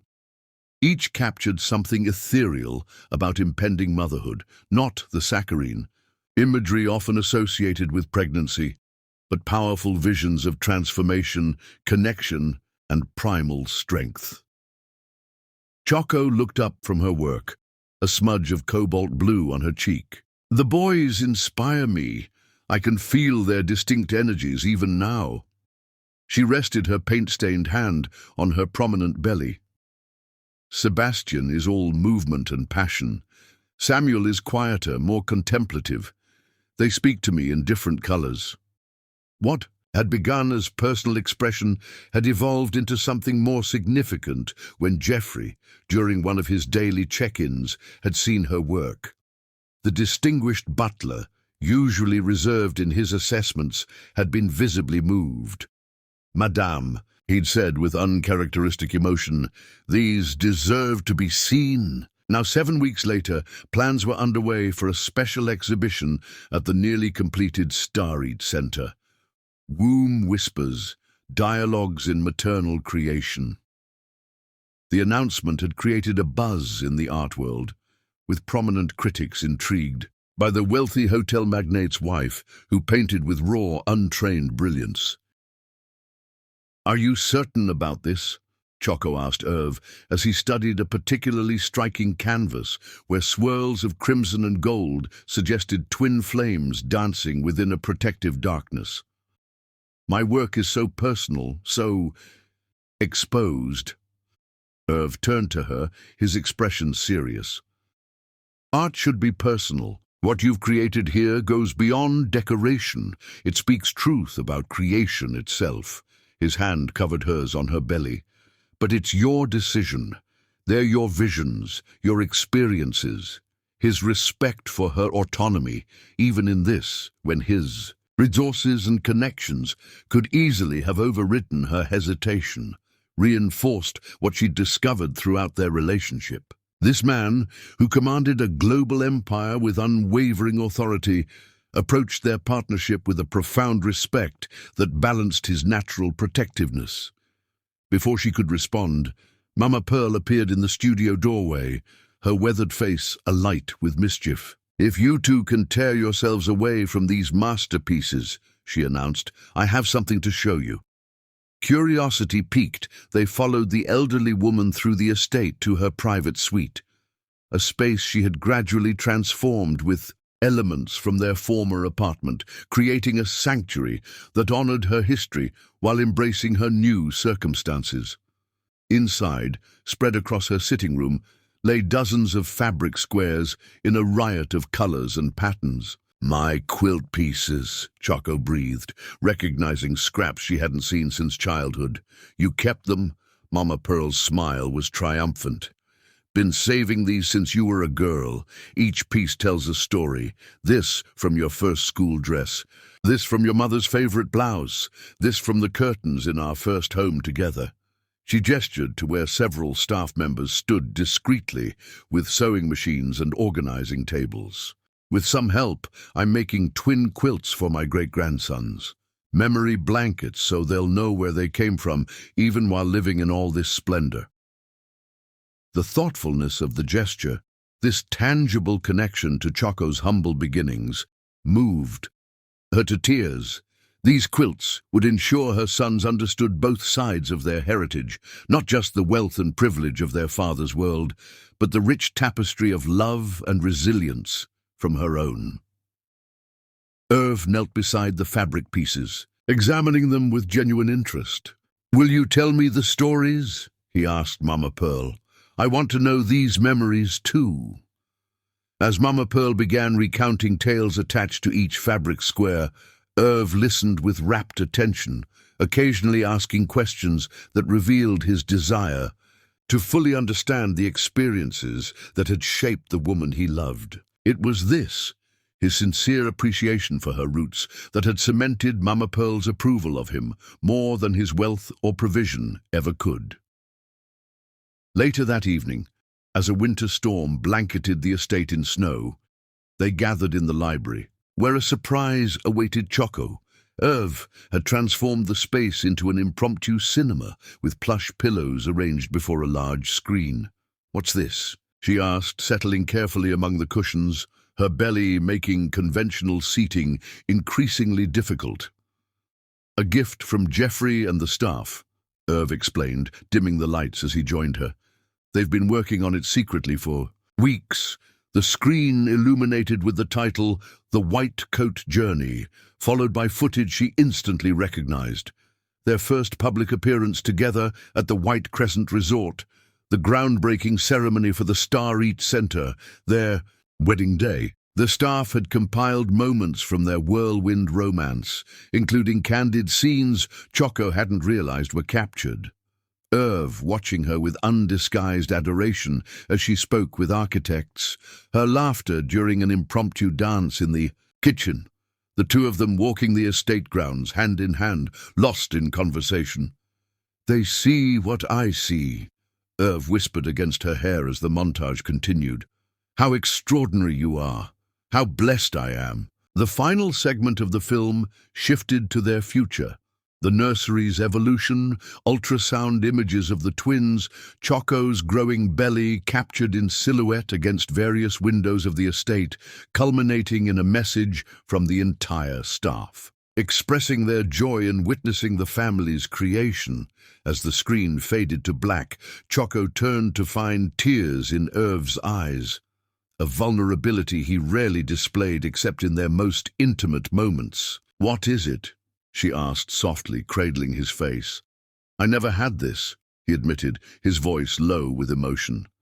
"A home filled with genuine affection, not just duty. People who care beyond their paychecks." His hand spread across her belly where their sons grew stronger each day. "You've given me more than children, Choco. You've given me belonging." The confession, raw with honesty, highlighted how profoundly their union had transformed them both. She had gained security and opportunity, yes, but he had gained something perhaps more precious, the authentic connection his wealth had often prevented, the certainty of being loved for himself rather than his resources. Their kiss, tender yet passionate, communicated what words could not. Gratitude, devotion, a love that continued to deepen with each passing day. When they finally broke apart, breathless despite the gentleness of their embrace, the twins delivered a series of energetic kicks that made them both laugh. "Already protesting public displays of affection," Irv quipped, his hand joining hers, where movement visibly rippled across her belly. "Or demanding their own attention," Choco countered with a smile. "They'll be here soon enough." The reminder of their impending arrival shifted their focus to practical matters. The following morning brought the estate's monthly security briefing, a routine Irv had maintained with increased vigilance since their marriage, and pregnancy announcement had attracted media attention. "We've enhanced the perimeter systems as you requested, sir," the head of security reported in Irv's study, where Choco now joined these meetings as an equal partner in their family's protection. "And the secure communication protocols for the birth announcement are in place." The measures might have seemed excessive to some, but Choco understood their necessity. Their sons would be born into enormous privilege, making them potentially vulnerable in ways she was still coming to terms with. That Irv had thought through each aspect of their safety without creating a fortress mentality reassured her that they could raise children with both security and normalcy. After the meeting, as winter sunlight sparkled across snow-covered grounds, outside his study windows, Irv revealed another surprise he'd been developing quietly. "I've established trust funds for the Arts Center students," he explained, showing her the legal documents. "Scholarship foundations to ensure any child who shows promise can pursue higher education in the arts, regardless of financial circumstances." The thoughtfulness of the gesture, extending opportunity beyond their own children to those who would otherwise be denied it, exemplified what she loved most about him. His wealth wasn't merely for accumulation or display, but a resource to be deployed for meaningful impact.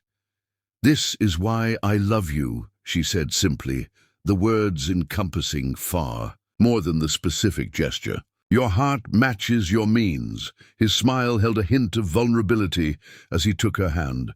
"Both found their purpose when I found you."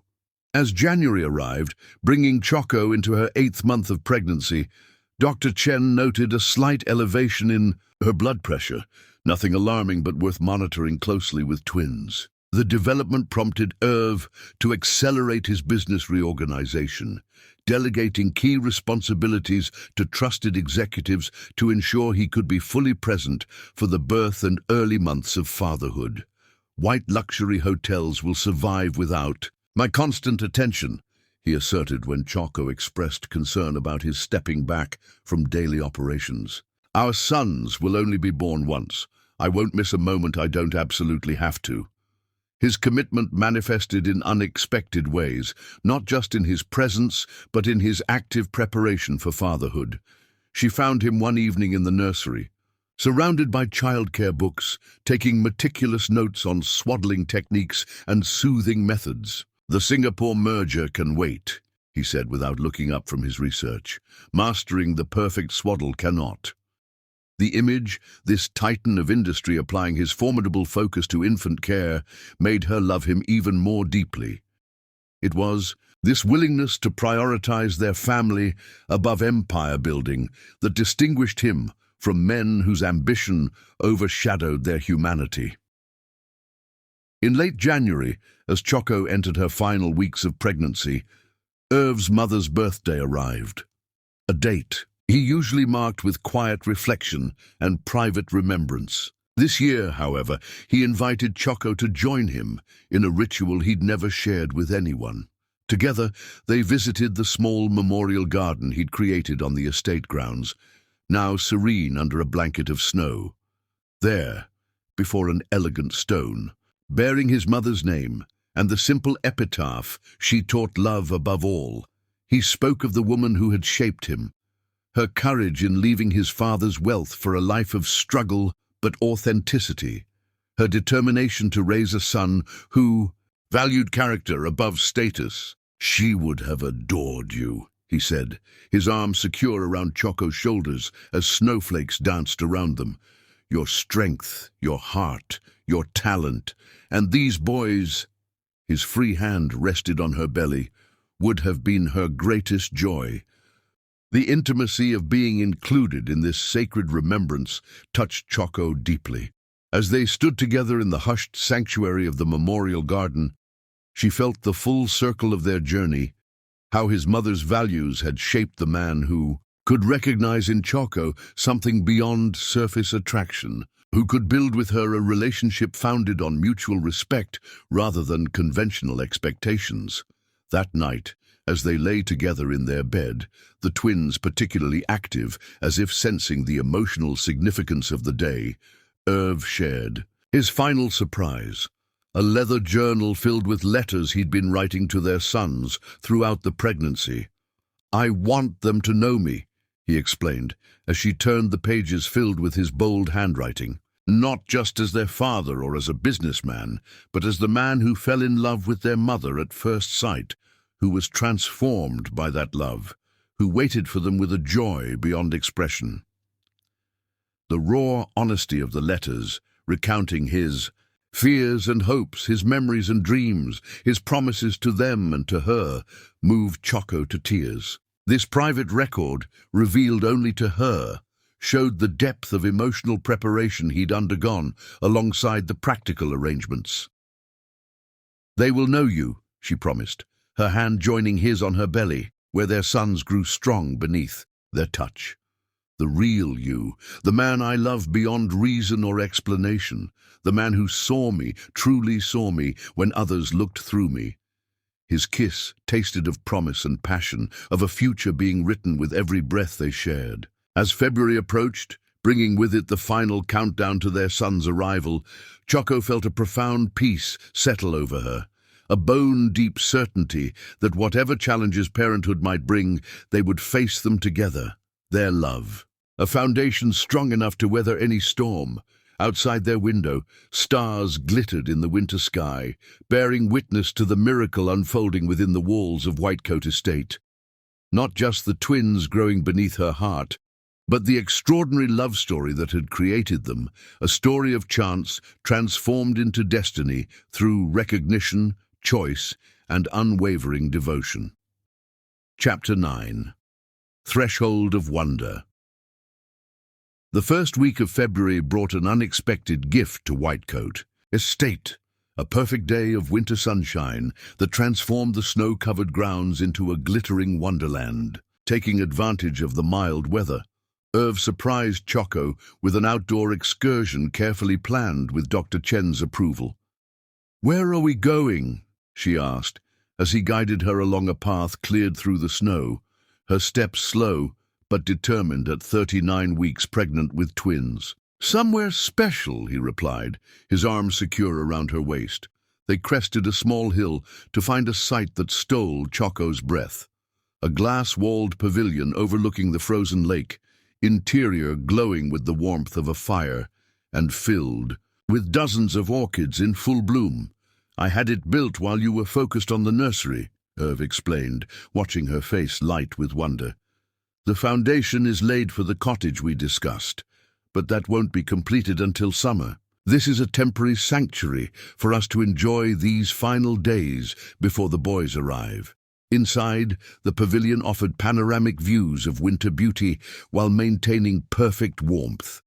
A comfortable daybed positioned before the fire allowed Choco to recline while still enjoying the scenery, and a small kitchen area housed refreshments prepared by the estate chef. "It's like bringing the outside in," she marveled, settling onto the daybed where Irv arranged pillows to support her back. "How did you know I've been craving exactly this?" His smile was tender as he joined her. "You've been gazing out windows for weeks, watching the winter. I thought you deserved to be immersed in its beauty without risking your health or the boys." The thoughtfulness of the gesture, this understanding of her unspoken desires, epitomized what made their relationship so profound. Beyond the passion that still flared between them, beyond the practical partnership they'd forged, lay this deeper connection. His ability to see into her heart and respond with acts of love tailored precisely to her needs. They spent the afternoon in peaceful companionship, talking about the future, reading passages from books they hoped to share with their sons, occasionally falling into comfortable silence as they watched wildlife venture across the frozen landscape. When Choco dozed off, lulled by the warmth and her body's increasing demand for rest, Irv simply sat beside her, one hand resting protectively on her belly, his expression one of profound contentment. She woke to find him sketching, a new hobby he'd taken up since their marriage, inspired by her artistic talents. The subject of his drawing made her catch her breath, herself sleeping, one hand curled over her belly, face serene in repose. "You make me look beautiful," she murmured, studying his work. "I merely capture what's already there," he countered, setting aside the sketchbook to help her sit up. "How do you feel?" "Different," she realized, placing both hands on her lower belly. Heavier, more settled. Dr. Chen had explained that with twins, the babies often dropped into position earlier than with single pregnancies. This sensation of increased pressure low in her pelvis suggested the boys were indeed preparing for their entrance into the world. As twilight approached, transforming the snowy landscape into shades of lavender and rose, Irv prepared to escort Choco back to the main house. Before they left the pavilion, however, he presented her with a small velvet box. "What's this?" she asked, surprised by the unexpected gift. "Open it," he encouraged, watching her face intently. Inside lay a pendant, unlike any she'd seen before, a gold disc hammered into an abstract design that somehow captured the essence of their journey together. "It's beautiful," she breathed, tracing the intricate pattern with her fingertip. "But I don't understand." Irv gently removed the pendant from its box, showing her how it opened like a locket. Inside were two small compartments, each containing a tiny spiral of what appeared to be dried herbs. "These are the stalks saved from your pregnancy tea," he explained. "Mama Pearl showed me how your ancestors preserved these as symbols of fertility and protection." He fastened the necklace around her throat, the pendant resting just above her heart. "I had it designed to honor both our worlds, modern craftsmanship housing ancient wisdom, just as our sons will carry both our heritages." The gesture, this honoring of her cultural traditions within the context of their privileged life, moved Choco deeply. Throughout their relationship, Irv had consistently demonstrated not just acceptance, but profound respect for her background, finding ways to incorporate its richness into their shared future. "They'll be here soon," she whispered, her hand covering the pendant. "I can feel it." His eyes, when they met hers, held both anticipation and a hint of reverent fear. The natural response of a man about to witness the miracle of birth, about to hold his children for the first time. "I'm ready," he assured her, his voice steady, despite the emotion evident in his expression. "We're ready." The journey back to the main house was taken slowly, with frequent pauses for Choco to rest. As they approached the grand structure, lights glowing welcome from its windows, she was struck by how completely it had transformed from imposing mansion to beloved home in the months since their marriage. That night, as they prepared for bed, Choco felt the first twinge, different from the Braxton Hicks contraction she'd experienced for weeks, more purposeful somehow. She said nothing, not wanting to raise a false alarm, but kept mental track as two more followed at irregular intervals. Irv, attuned to her slightest change in expression, noticed immediately. "What is it?" "Just practice contractions," she assured him, though something intuitive told her these might be different. Dr. Chen said they could increase in these final weeks. Though he accepted her explanation, his attentiveness heightened, and when she woke at 3 a.m. to more insistent sensations, she found him already awake, watching her with quiet concern. "They're getting stronger," she admitted, no longer able to disguise her discomfort as another contraction built low in her back. With calm efficiency that belied his first-time father status, Irv timed the contractions while notifying Dr. Chen, who promised to arrive within the hour to assess Choco's progress. By dawn, there was no more ambiguity. Labor had definitely begun, though the doctor cautioned it could still be many hours before delivery. "First babies often take their time," she reminded them both, "and with twins, we want to ensure they're fully ready before encouraging active labor." Throughout that day, as winter sunlight tracked across their bedroom floor, Choco labored with quiet determination. Irv never left her side, supporting her through each contraction, applying counter-pressure to her back, feeding her ice chips, and reading aloud from her favorite poets during the lulls. Mama Pearl joined them by midday, bringing her ancient wisdom to complement Dr. Chen's modern medicine. The elderly woman's presence had a palpable calming effect, her weathered hands remarkably strong as they massaged Choco's feet, her voice steady as she shared stories of generations of star-eat women who had brought life into the world. "Your mother was just like you," she told Choco during a respite between contractions. "Quiet strength, no dramatic fussing, just pure determination." The connection to her mother, gone since Choco's teens, but still a profound influence, gave her renewed energy as the labor intensified. By late afternoon, as winter twilight gathered outside their windows, Dr. Chen confirmed she was progressing. "Well, 6 centimeters, the doctor announced after checking her dilation. "You're doing beautifully, Choco. Both twins are in perfect position." Throughout the hours of labor, what struck Choco most profoundly was Irv's unwavering presence, not just physical but emotional, fully invested in each moment of the process. This man, who commanded a global empire with decisive authority, now channeled all his considerable focus and strength into supporting her journey toward motherhood. "Tell me what you need," he murmured, as a particularly intense contraction peaked. His forehead pressed to hers, their breaths synchronizing as she worked through the sensation. "Just you," she managed, drawing strength from his steadiness. "Just stay with me." As evening deepened into night, the labor pattern suddenly shifted, contractions intensifying and coming closer together. Dr. Chen checked her progress again, her expression brightening. 9 centimeters, she confirmed. "Nearly time to meet your sons." The medical team moved with practiced efficiency, transforming the bedroom portion of the suite into a fully equipped delivery room while maintaining the comfort and intimacy Choco had wanted for the birth. Soft music played in the background, a playlist Irv had curated of songs that held special meaning in their relationship, and the lighting remained dim, except where needed for medical purposes. "Remember," Dr. Chen advised as transition phase began, "we'll deliver them one at a time. Your body knows what to do, Choco. Trust it."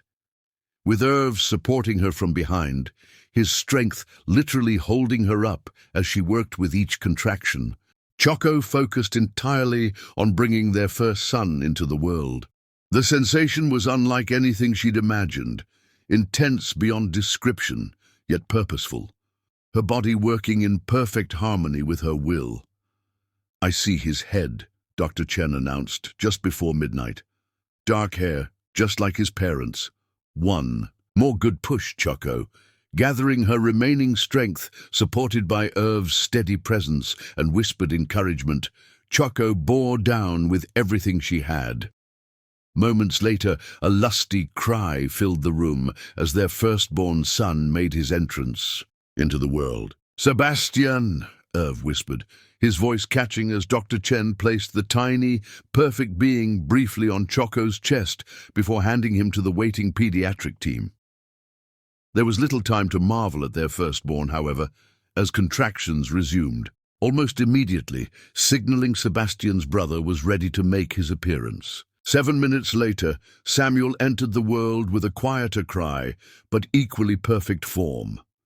As both twins were cleaned, weighed, and examined, Irv held Choco close, tears streaming unashamedly down his face. "They're here," he kept whispering, his voice filled with wonder. "Our sons are here." When the nurses finally placed both swaddled infants in their arms, Sebastian with Choco, Samuel with Irv, the circle seemed complete. The four of them together at last, a family created through chance, cemented by choice, bound by love beyond measure. "They're perfect," Choco whispered, gazing down at Sebastian's tiny face, his features a blend of both parents, with Irv's strong brow and her full lips, their skin a rich caramel that honored both their heritages. "Perfect," Irv echoed, his finger gently tracing the curve of Samuel's cheek. Just like their mother, as the medical team discreetly withdrew, leaving the new family to bond in privacy, Mama Pearl approached, her eyes bright with unshed tears as she bent to kiss each twin's forehead. "Strong boys," she pronounced, her weathered hand gentle on Choco's cheek, born of strong love. The hours that followed passed in a blur of wonder as they discovered their sons, the way Sebastian rooted vigorously for his first feeding, while Samuel observed the world with seemingly thoughtful eyes, the perfect miniature fingers that wrapped instinctively around their parents' much larger ones, the distinct personalities already evident in how they responded to voices and touch. Dawn was breaking over the estate grounds when Irv, having ensured Choco and the twins were settled comfortably for rest, stepped onto their bedroom balcony for a moment alone. Standing in the first light of his son's first day on Earth, this powerful man, who had built an empire through relentless focus and unyielding determination, found himself utterly transformed by the tiny beings who now carried his name and his blood. When he returned to Choco's side, his expression held a vulnerability she'd glimpsed only in their most intimate moments, a recognition of how completely love had undone and remade him. "Thank you," he whispered, gathering her carefully in his arms, mindful of her exhaustion, "for choosing me that night, for seeing beyond wealth to the man beneath, for these perfect boys." His voice caught slightly. "For everything." Choco nestled against him, bone-weary, yet filled with a contentment that transcended physical exhaustion. "We chose each other," she reminded him. "From that first moment across the ballroom, something in me recognized something in you." His kiss, tender on her forehead, sealed the covenant between them, a promise that whatever challenges parenthood might bring, whatever joys or sorrows awaited in the years ahead, they would face them as they had faced everything else. United by a love that had defied convention, transcended circumstance, and now created new life itself. Outside their window, the first light of a new day illuminated the snow-covered grounds of Whitecoat Estate, nature's blessing on the family now complete. Within its walls, Sebastian and Samuel slept peacefully in their bassinet, unaware yet of the extraordinary journey that had brought them into being. A journey that had begun with a single glance across a crowded room and blossomed into a love story powerful enough to create life itself. Chapter 10. Love's Legacy. The first light of dawn created a golden halo around the twins' bassinet, where Sebastian and Samuel slept peacefully side by side, their tiny fingers occasionally touching as if reassuring each other they weren't alone. At 3 days old, they had already established clear rhythms, Sebastian waking first, demanding attention with lusty cries, while Samuel observed the world with quiet intensity before making his needs known.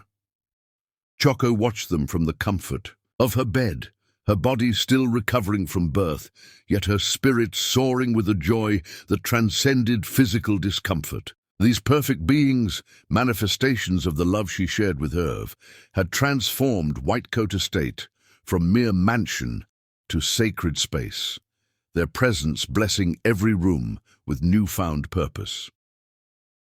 The door opened silently as Irv entered, cradling 2 cups of the special herbal tea Mama Pearl had prepared to help Choco's milk production. Dark circles beneath his eyes testified to nights spent watching over his family, refusing the night nurse's offers to take shifts so he could experience every moment of his son's first days. "They're still sleeping," he whispered, setting the tea on the nightstand before joining her on the bed. Choco nodded, leaning into his embrace as his arms circled her shoulders. "Samuel stirred about 20 minutes ago but settled himself. He's going to be our independent one." Irv's smile held wonder tinged with disbelief, the expression of a man still coming to terms with the miracle of fatherhood. "They're extraordinary," he murmured, his gaze never leaving the bassinet. "Like their mother," as if sensing they were the subject of conversation. Sebastian's eyes fluttered open, followed seconds later by a cry that clearly communicated hunger. Before Choco could move, Irv was already lifting him carefully, supporting his tiny head with a confidence that belied his newcomer status to parenthood. "Good morning, my son," he said, his deep voice softening to a gentle rumble that immediately quieted Sebastian's cries. "Your mother is right here." The tenderness with which this powerful man handled his newborn son, as if he held the most precious treasure in existence, made Choco's heart swell with love so profound it brought tears to her eyes. Each day revealed new depths to Irv's capacity for gentle strength, his natural protectiveness perfectly balanced with a reverence that allowed those in his care to flourish rather than merely survive. As Sebastian nursed eagerly, Samuel awakened, his movements more deliberate than his brother's frantic energy. Irv lifted him with equal care, cradling him close while speaking in the same soothing tones that had so effectively calmed Sebastian. "These early days are sacred," came Mama Pearl's voice from the doorway, where she stood watching the family tableau with evident satisfaction, the time when souls truly recognize each other beyond the veil. She entered bearing a tray of the nourishing foods she insisted were essential for Choco's recovery: bone broth, iron-rich greens, special bread, made with seeds and nuts to support lactation. Though surrounded by staff eager to serve her every need, Choco had found deep comfort in these traditional postpartum practices Mama Pearl maintained, connecting her to generations of mothers who had recovered from birth under the care of women who understood the body's needs. "They have your eyes," the elderly woman observed, studying the twins as they nursed. But their father's determination, strong-willed boys, these two. Irv chuckled, his finger caught in Samuel's surprisingly strong grip. If they have half their mother's strength and resilience, they'll be formidable indeed. The quiet domestic scene, new parents marveling over their children, a great-grandmother offering wisdom and support, belied the extraordinary circumstances that had brought them to this moment. Yet Choco knew they were building something more valuable than all the wealth surrounding them, a family bound by genuine love, a foundation upon which their sons could construct lives of purpose and meaning. As morning progressed into afternoon, a special delivery arrived. The twin quilts. Mama Pearl had created from scraps of Choco's childhood, now completed with panels, representing Irv's heritage as well. Each was uniquely designed for its recipient. Sebastian's featuring bold colors and dynamic patterns reflecting his already evident personality, Samuel's more subtle in its beauty but no less intricate. So they'll always know where they came from, Mama Pearl explained as the quilts were arranged in the cribs, both sides of who they are. The thoughtfulness of the gift moved both parents deeply. Though their sons would grow up with every material advantage, these handcrafted quilts represented something money couldn't buy: connection to roots, understanding of heritage, knowledge that they belonged to something larger than wealth or a status. Later that evening, as winter sunset painted the nursery in hues of amber and rose, an unexpected visitor arrived. Geoffrey, the dignified butler who rarely displayed emotion, appeared at the nursery door holding a small wooden box. "Forgive the intrusion," he said formally, though his eyes softened as they fell on the twins. "This arrived today with instructions it be delivered immediately to the young masters." Curious, Irv opened the box to find two identical silver rattles, exquisitely crafted and engraved with the twins' initials. The accompanying note, written in an elegant feminine hand, caught him by surprise. "From Evelyn?" he asked, recognizing his former mother-in-law's stationery, the woman who had caused such tension at their wedding, with her unexpected appearance and cutting remarks, had been conspicuously silent throughout Choco's pregnancy. This gesture, traditional silver rattles for newborns, represented an olive branch of sorts, an acknowledgement, if not quite an embrace.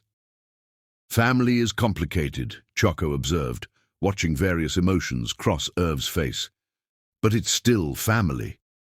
Her acceptance, this willingness to incorporate even difficult relationships into their sons' lives rather than excluding what didn't fit her ideal, was yet another example of the wisdom that had drawn Irv to her from the beginning. Where others might have rejected the gift or read malicious intent into it, she recognized the fundamental human desire for connection, however imperfectly expressed.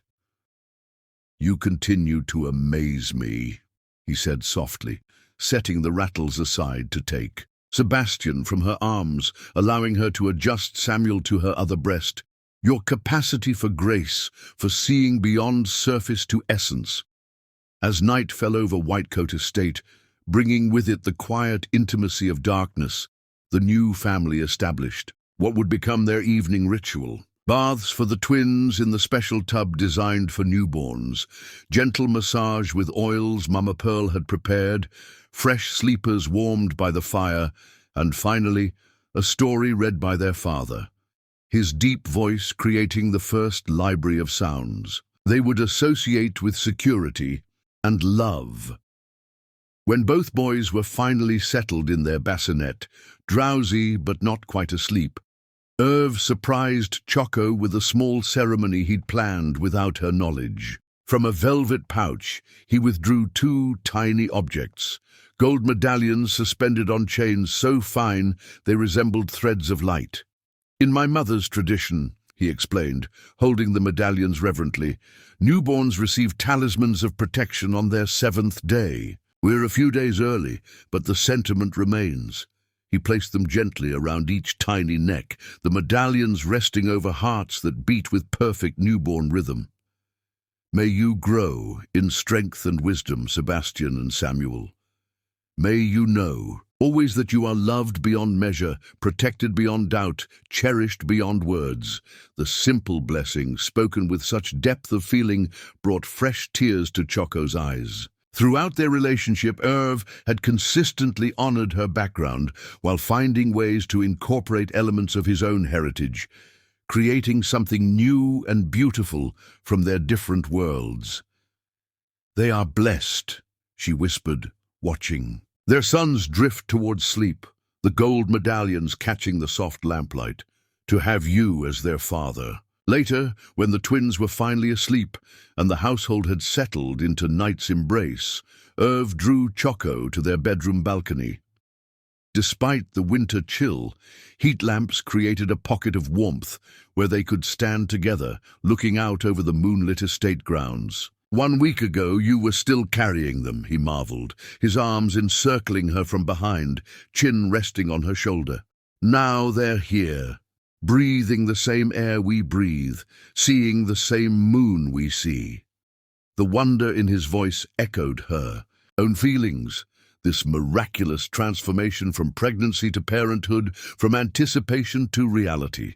The twins' birth had changed everything, yet somehow deepened the connection that had drawn them together from that first night. "What are you thinking?" he asked, always attuned to her emotional weather.